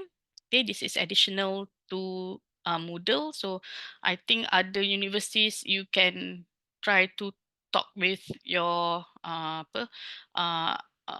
tech IT department to include this H5P, because it's very good and simple lah, if you want to create activities in a fast manner. Okay, so this is activities. In terms of penaksiran assessment, so we have these three suggestions. Okay, but most of us I think use quizzes and assignments a lot, so this can be categorized as assessment. Okay, so in micro-credentials, each of the topic or modules need to have these three categories. It should have content, activity, and also assessment. And for each of these categories, the student need to complete this, at least these three categories. You might have more than one content. Okay, you might have more than one activity, but assessment you should have only one. But if you have more than one content, maybe content 1 and content 2 is compulsory, content 3 is additional. So you can actually set in the system to make it compulsory for the student to follow or to go through with the contents before you allow the students to do the activity, for example, ataupun you need to complete this course topic 1 before the student can go through topic 2. So you have the capability to plan up to that point. Okay, saya punya mouse dia melompat-lompat. Okay, so these are the suggested learning materials in Moodle. Because I think most of the universities are using Moodle, UPM are using Moodle, I focus on this. When we talk about content, please don't specifically put in your mind slide, PDF tu je, okay? Because of these are the functions in the Moodle, tapi we can play around with the type of the file, the type of the page, type of URL. So this is actually some suggestions that being given by CADe, okay, CADe-Lead. So you can actually have these many things as your content, this one as your activity, and this is for your assessment. Okay, so assessment not necessarily quiz and assignment. It can be reflection, journals, portfolios, case study, projects, and etc. Okay, so okay, if you can see here, okay, in general, this is in the content, the development of learning materials in the form of videos. Okay, 10 minutes of video is equivalent to 1 hour of SLT. So this is the general apa dipanggil understanding, the general common understanding, where we have around 10 to 15 minute videos is equivalent to 1 hour. Okay, why? Because one is the students need to watch the video. Okay, 10 minutes, 15 minutes video is not good lah, because right now I think because of the attention span too much lesser, and then we have a very many kinds of applications like YouTube, TikTok, semua dah ada shorts, video shorts tu. So 10 minutes video can be considered quite long. So, and also we are not in front of the student. So if the student watching the video and suddenly the student asking, what is this? Where can I get more information of this? They might go to Google, for example, to Google that things that you are talking about in the video. So go back and forth, it can be up to 1 hour of student learning time. Okay, this is when we are not in front of student, they are watching the video alone. So more or less that is actually the equivalence between video form of content and also SLT. In terms of synchronous activities and also asynchronous activity, one item is equivalent to 1 to 1.5 hours of SLT. It depends on what is actually the activity that you give to student. If let's say you are asking them to create portfolio, takkan 1 jam buat portfolio kan? So it might be more than that. So you are the expert, so you know more or less how long you need to give the students time, okay, for them to complete one activities. Okay, same goes to assessment.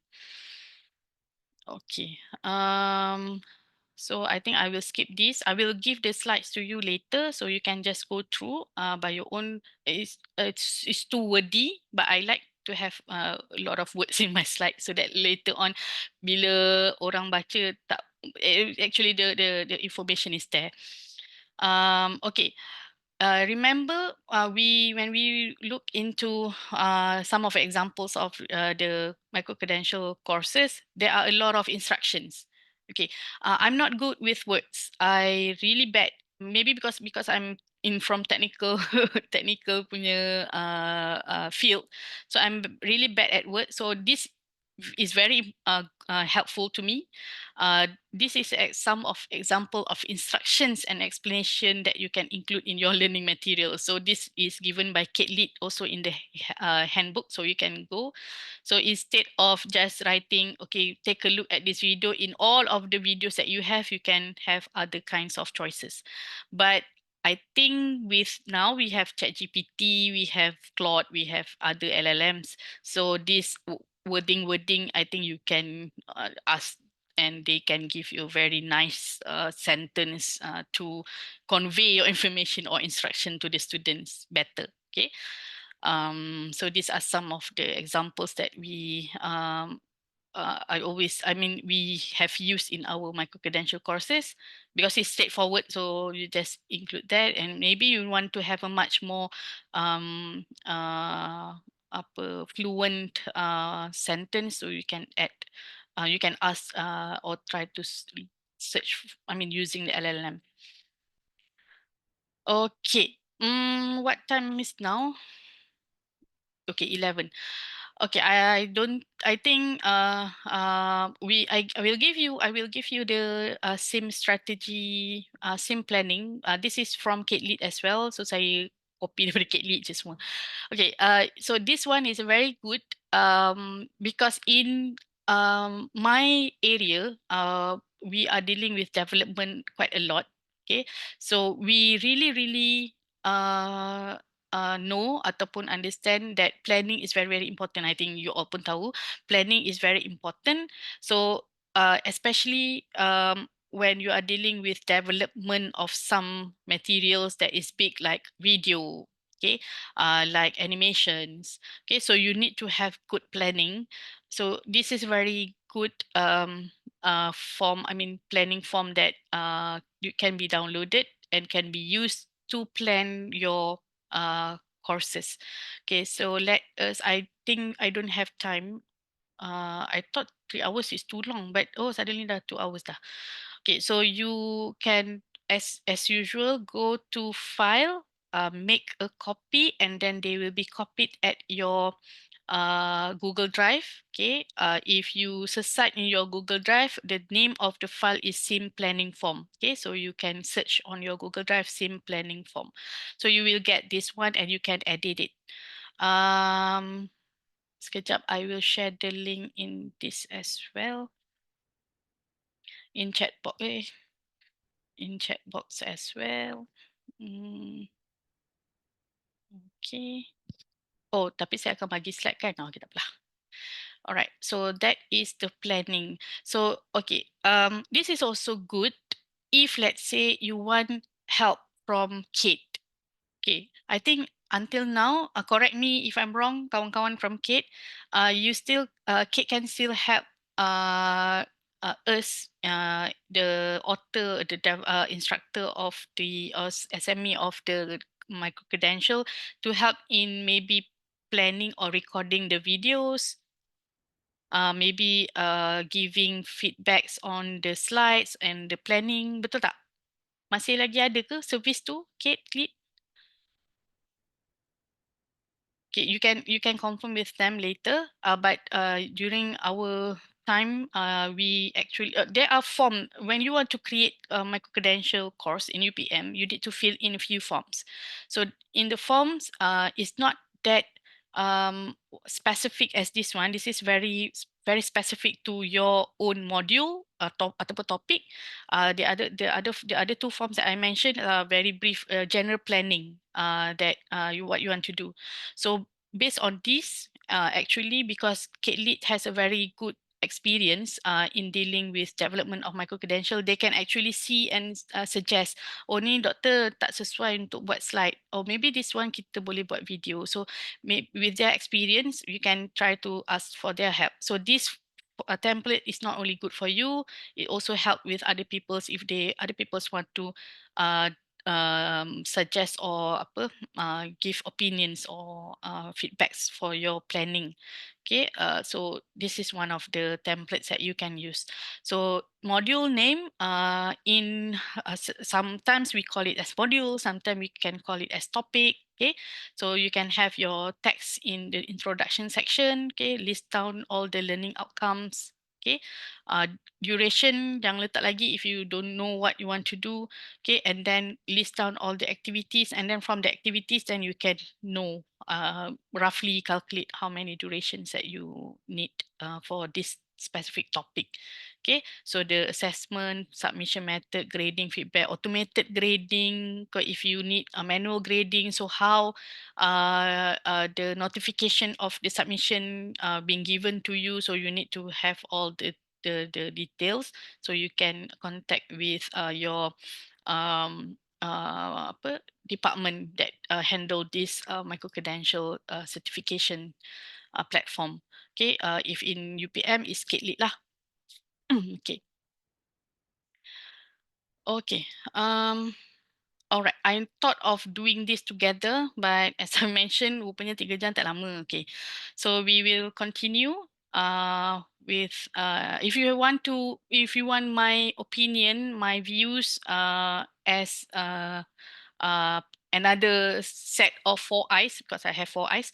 So you can just put it here, your drafts, and then I will go through, and then maybe we can discuss some, because I have seen a lot of other people developing their courses. So they have many good and interesting ideas. Sometimes kita pun tak terfikir we can do something like that. So we can just discuss, and you can put it here. I will go through maybe in 2 or 3 days. Okay, for this draft your planning tadi. Nak stretch break ke tak perlu stretch? Tadi 10 minit stretch. Do you need break, or we can just go on? Pukul 11 dah. Go on. Cepat habis Okay. Okay. Semua orang senyap je kan? Okay, kita continue Alright. This is the development of SIM, but I think this is actually more towards sharing my personal experience with all of you. I think you guys pun memang have a lot of experience in developing materials, teaching and learning materials. We have the same, I mean, more or less kita memang banyaklah buat slide lah semua. But this is my personal experience. I will share with you, and I will also share some of the tools that I've been using. I think you pun tahu, all of you know about it. So we can just go too fast, and then we go some reflections and also Q&A lah if you have additional questions. This is what I meant by skeletons for micro-credential course. Okay, when we talk about tadi SIM planning form tu, that is focusing on one course or one topic. Okay, so you can have many form for your one course. So kalau ada 3 topics, you need to have 3 forms. Okay, or something like that. But this is for the whole micro certification course. This is actually the skeleton set. Usually in UPM, we use this skeleton or format in UPM. one course, one skeleton lah. Okay. So we have course welcoming message, okay, course information, instructor information, content, activity, assessment, feedback, and also additional reading. Additional reading as reference lah. Okay. Welcoming message, if you go through some of the micro-credential courses available, so you can see there are many kinds of welcoming message. Okay. This Nurul? Excuse me, Dr. Nurul. yes, Are yeah. you supposed to share a slide? Am I sharing slide? No, not yet. Oh ya ke? Tak, orang lain Yes, tak I can nampak. see your slide. Can see or cannot see? I Can. can.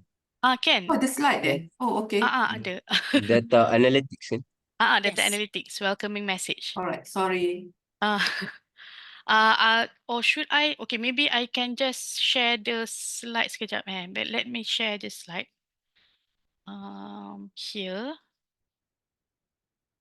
Okay. Okay, this is the link to this slide. So you can just try to go into that. Boleh tak? Siapa tadi? Doktor, saya tak dapat tangkap nama. Okay, so supposedly you can see my slide lah. Tadi mana?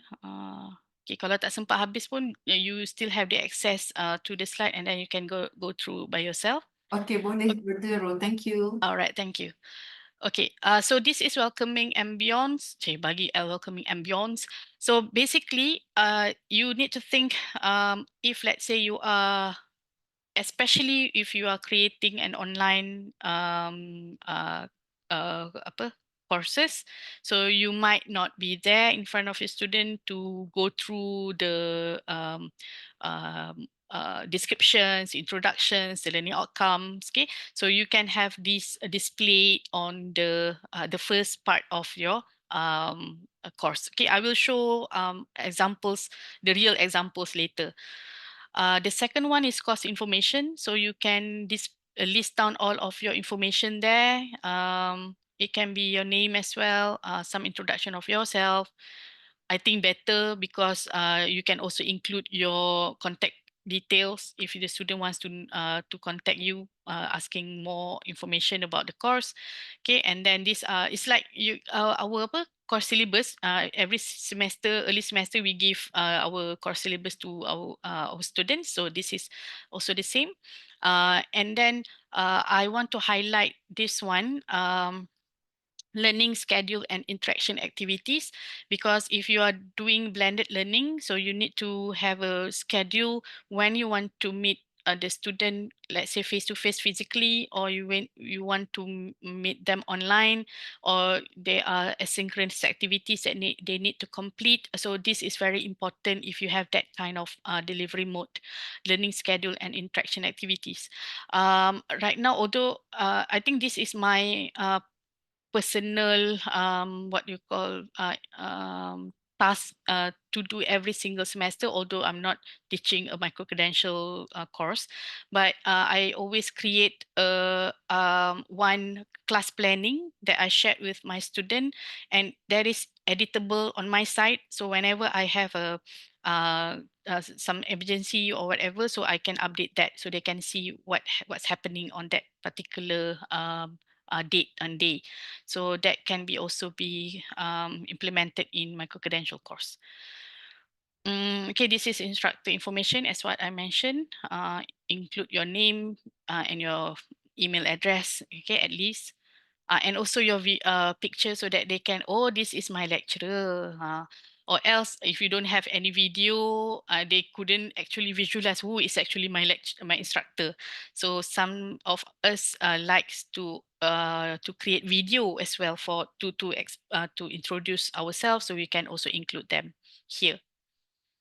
Okay, so this is the content. I will go fast, but we have talked this quite a lot. This is according to your LMS, but most of them, these are the content that you can include, and the suggestions, okay, other than slides and videos, because I know you know about slides and videos well. So other than that, we can also have this as the contents. Okay, I focus on videos. This is very important, especially when you are creating for micro-credential course. So this one is very important. And I think one of the main important things is also the accessibility features of the videos. You need to also include some subtitles. For example, if the video is in English, put some subtitle in English as well, or maybe English, Malay, English, or other language. So because we want to make sure that a wide spectrum of viewers, okay, for our video. It should be around 2 to 10 minutes, not too long, because or else people will be distracted, okay, and high resolution. And this is some software that can be used, okay, for creating these videos. Okay, Canva is one of the main to-go tools for me. I do everything on Canva, including videos. So you can use video as well.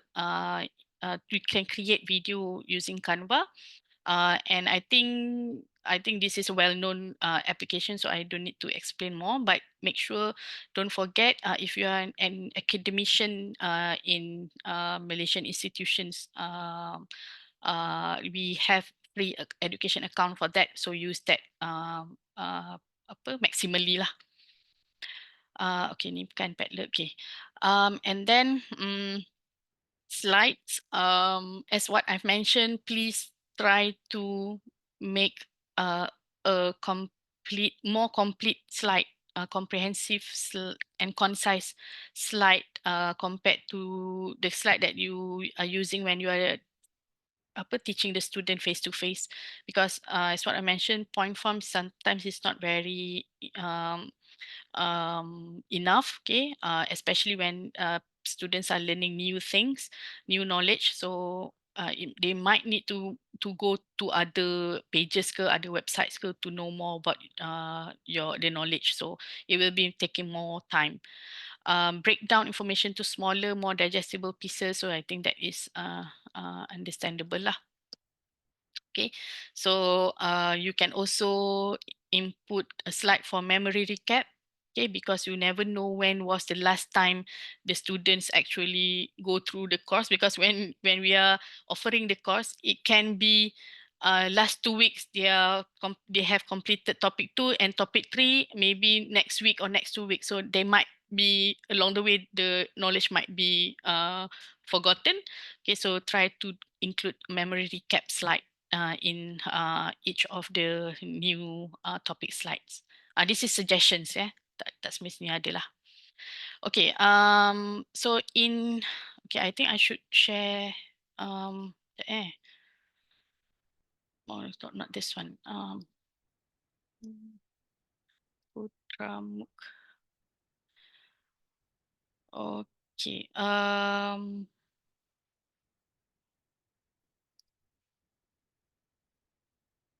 Kena log in. Okay. So those who are from UPM, you can log in using your UPM ID. Okay. Those from outside, you can register from alamak, password ni tak ingat. Sekejap ya.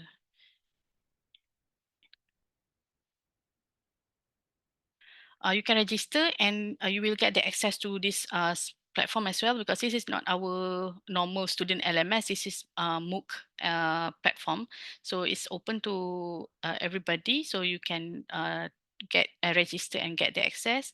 Okay, so this is actually my my first and the only, and not the only lah, my first micro-credential course that I've developed, I think 3 or 4 years ago, as a testing bed. This is one of the first course, micro-credential course. So we don't have we don't have enough experience. We don't know apa micro-credential course, how we actually wants to create that. So we following the handbook, the reference from other universities, other institutions, we come out with this micro-credential course. So basically, this is what I mentioned. We have the welcoming message explain the learning outcomes, explain what they should do if they want to have the digital badges. So contact me. Okay, during that time we don't have I don't create a video to introduce myself. Okay, but we did something like this. This is infographic to show from this course what you can do, what the participant will get. I mean, how many digital badges that you get. Okay, so this is me and Prof. Fadlina. Okay, so we are the instructors and we create this by using itulah Canva juga, and then we paste it here as the introductory for ourselves. We also have this, I think this is forum, okay, for the students to introduce themselves if they want to. We don't actually make it compulsory for the student but the student can share about themselves here if they want to, but looks like nobody's sending anything. Okay, so this is forum. So if you want to make it compulsory, you can do that, but you need to inform them. Compulsory for you to introduce yourself here. Okay. Okay. So I want to talk about my slide tadi. Okay, ni. This is okay. In my micro-credential course, I have 3 modules or 3 topics. Okay, and this is a standalone course. Ini untuk testing, tak nampak sebenarnya. We have for each of the course, for each of the topic, I have the learning outcomes there, okay, and the things that the student needs to do. Okay, so during this time, I'm not have enough experience, so I just use whatever is available on the platform, and this one is by using H5P. Okay, these two forum, and then this is slideshow. Okay, the slideshow here, okay, relate back to what I want to explain earlier is the Google slide that we created. I know that not all of you are using Google Slide. Okay, you are using PowerPoint. But for micro certification, apa susah nak cakap ni? For micro certifications courses, micro credential courses in UPM, we suggest you to use Google Slide because Google Slide have the functionality of embedding the slide on the system, okay, on the platform, and you can macam not allow, okay, other people to download and jeopardize with your slides, okay, because this is especially for micro-credential course yang chargeable, yang you need to pay for it. So you will, if the student download your slide and then they pass it to your friend, so what is the purpose of the student pay the course, right? So you can have something like this if you want to protect your slide not to be shared others, except for the students who registered. So you can embed it with something like this lah, something like this. And it also very good for if let's say in future you want to update the slide, I mean the information in your slide, so you can update it and the students can view the latest version of it. Okay, compared to you upload PowerPoint, okay, and then the student download, and if the student doesn't realize there is new updates there, so itulah tak dapat lah latest updates on the slides if any. Okay, sebab if I'm talking about in the perspective of technology people, we have a lot of new technologies, innovations, updates. So we need to have updated slides beberapa bulan ke beberapa minggu lah. So this is very important and also good for you guys to know, okay, to be aware lah. Okay, apa lagi video. Okay, so this one is biasalah macam more or less the same as what we have in our Putra Blast. Okay, so Putramu also we are using the Moodle system, so we have this. Okay, and in this course, I give one big assignment for them. Two assignment for them. One is to come up with the chatbot, and one is to create the portfolio. Okay, but the disadvantage is it's not automated as what I've mentioned earlier. So we need to graded them manually. Okay, but when we are talking about standalone course, okay, whenever the students upload the assignments, we can actually sometimes I'm not sure whether I put it, I mean, I have problem with my setting, but sometimes I get the notification, or else you can just go through maybe once a week, okay, twice a week to just check the submissions, okay, of the students. Okay, so ni cerita Google Slide lah tadi.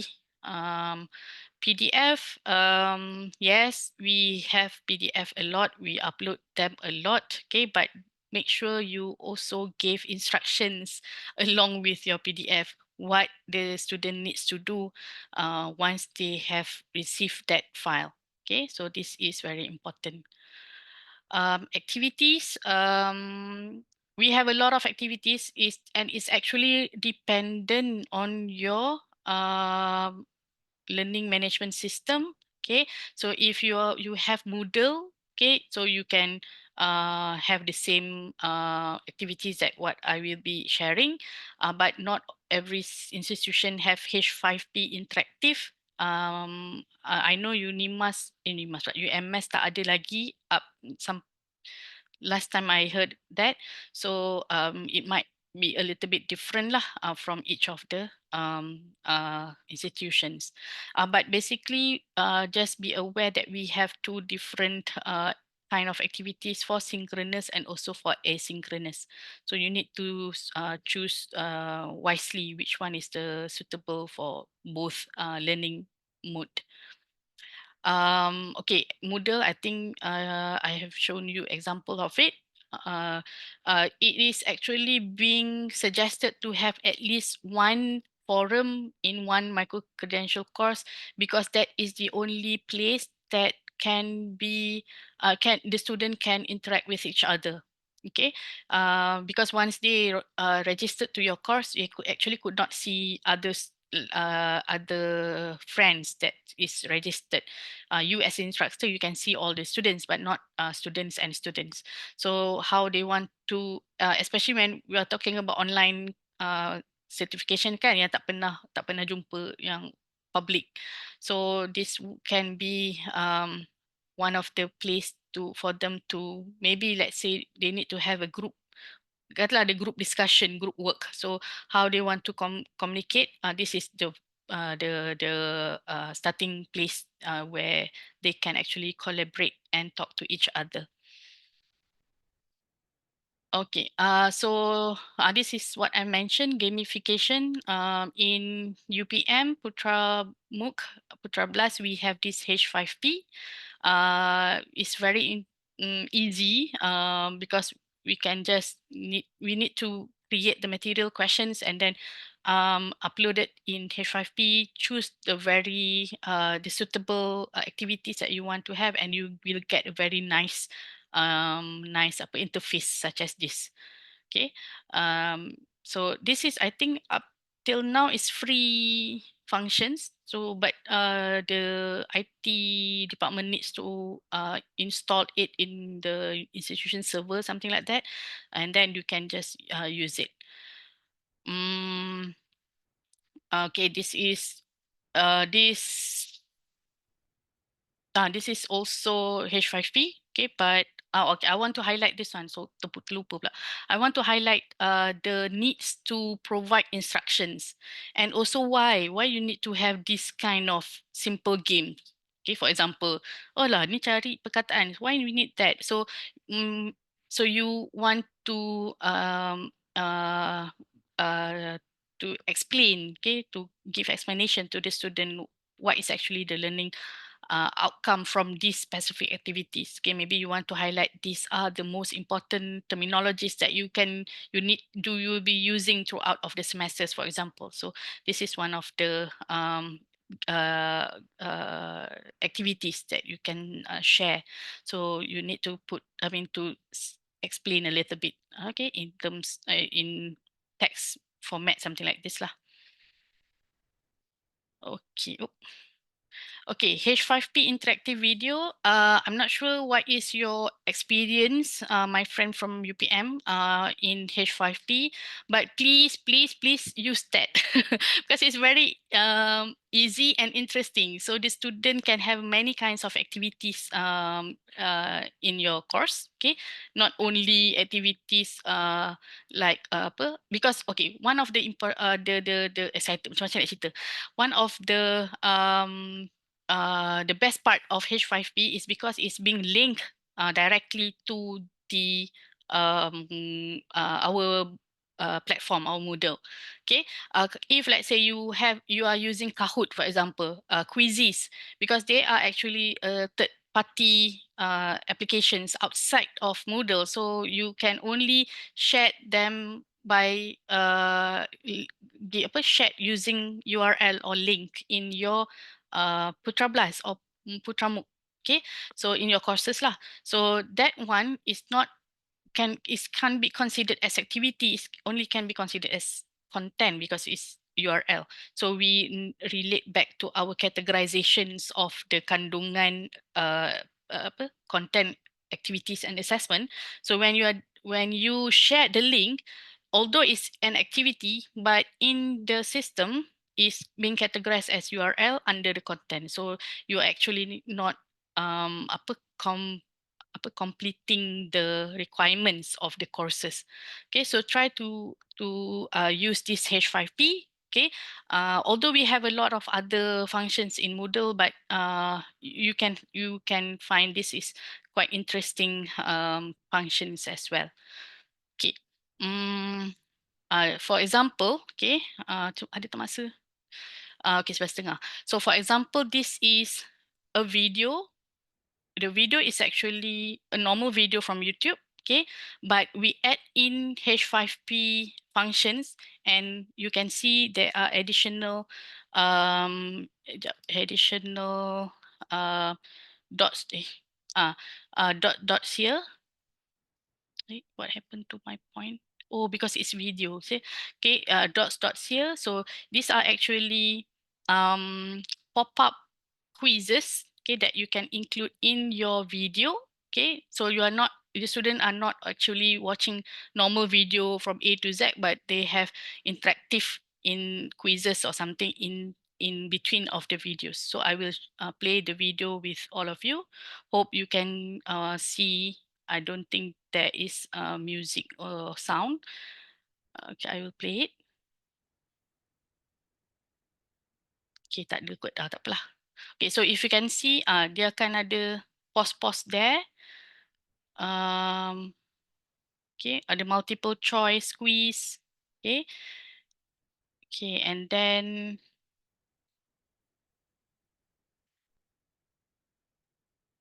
okay, ada select multiple choice, dia kata select banyak-banyak jawapan tu kan, multiple choice selection. Fill in the blanks. So this is very good activities. Interesting as well because you have the video. So if same situation as if you give the students slides, they can just next.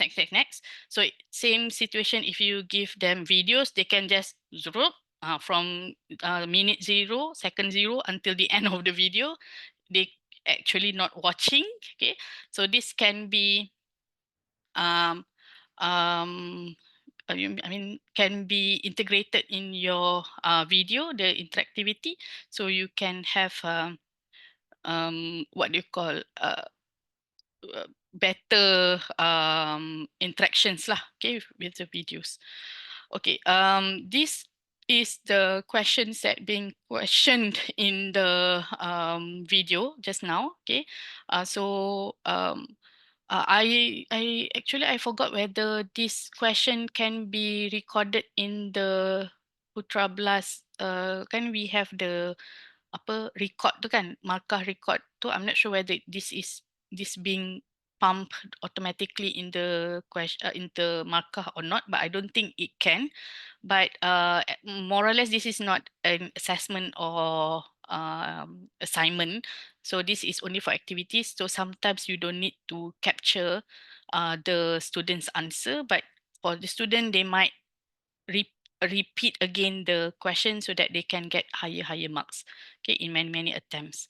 So this is one of the the interesting functions in H5P. Okay. Okay, in terms of assessment, this is what the function that we have in Moodle. Okay.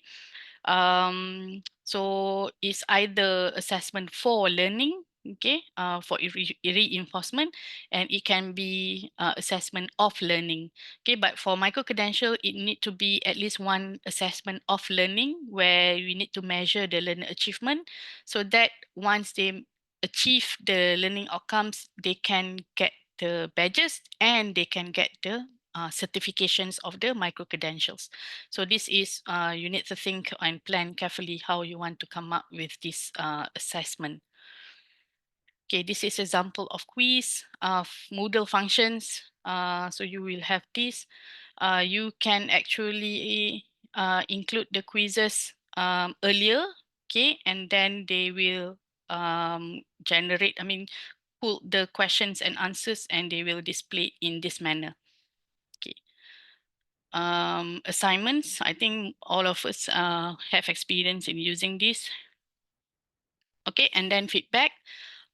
This is what I mentioned just before this. We want to have at least as many as automatic feedback as we can, so that we can use our other times, our free time to really personalize our teaching and learning with the student. Okay, so whatever automation that we have in the system, we try to use that. Okay, and then for other kinds of feedback, we can create or use other kinds of channels like such as forums, email. Okay, right now we have WhatsApp, Telegram, and etc. So this kind of feedback we need to at least use, okay, in our micro-credential course, okay, so that they know what are their strengths and also weaknesses and how they want to improve. Okay, so don't forget to have at least a regular basis feedback with the student, although they are actually joining our class online. Okay, so these are some of the checklists. Whatever that we have discussed, so this the list lah. Okay, we are moving towards the end of the session. Ya ke? Yes, I guess so. Okay, yes, betul. So I would like you guys to think how actually you can incorporate SIMS into your current or future programs, not only micro-credentials, normal programs also can be, can incorporate these self-instructional materials, because right now we have PTG kan, pelajaran takadun gantian. There are times that we might need to have asynchronous activities during our class time too. So this SIM is actually can help us in that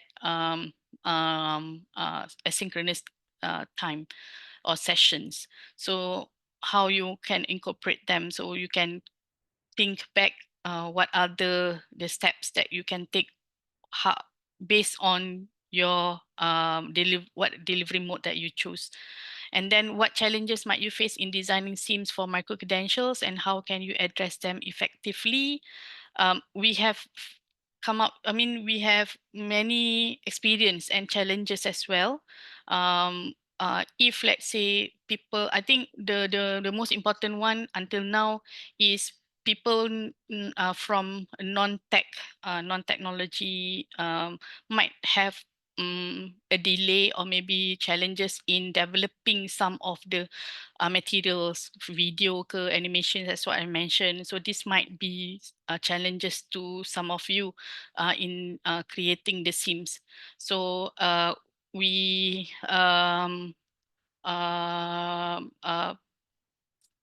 we actually have, I think I will show you later, CADe-Lead have a few series of webinar workshop to help in this kind of challenges. So how to create video, for example. So we can share our knowledge on how to create a video in a simpler way, okay? Pakai tools yang sedia ada and etc. So these are the things that you need to think when you want to incorporate Sims, but please don't make this as a hindrance for you to venture into micro-credentials. You can start off in using Sims in your current conventional course, such as the saya lupa pak nak tunjuk. Apa ni? This is my class this semester. I actually conduct it in PTG. Okay, so there are 2 specific week that I'm not available. Not this one, not this one. Ada ke? Sekejap Sekejap ya. Okay, this is one of example. Topic 5. So although this is not micro-credential, but I still using the concept of self-instructional materials for me to design my course, specifically this topic, because I'm away for this week. So I give them the things to do. Okay, then I list down the lecture notes, okay, activities, okay, and at the same time, I send them messages on WhatsApp. Okay, please go through this, do this, this thing you need to do, and whenever they have questions, they can ask me. Okay, so there are many like this. Okay, so this is not a very comprehensive, complete sim, but it's very helpful for me whenever I'm away from the faculty. So this is some examples where you can also use SIM not only in micro-credentials, but also in your current program or course that you are teaching now. Okay, so I think I'm towards the end of the sessions. Any other further questions that you want to ask? Any sharing that you want to share with us? Maybe you have developing micro-credentials and you have find challenges or other good solutions that you can share. Please free, you can type on the chat box or you can unmute and terus cakap and share.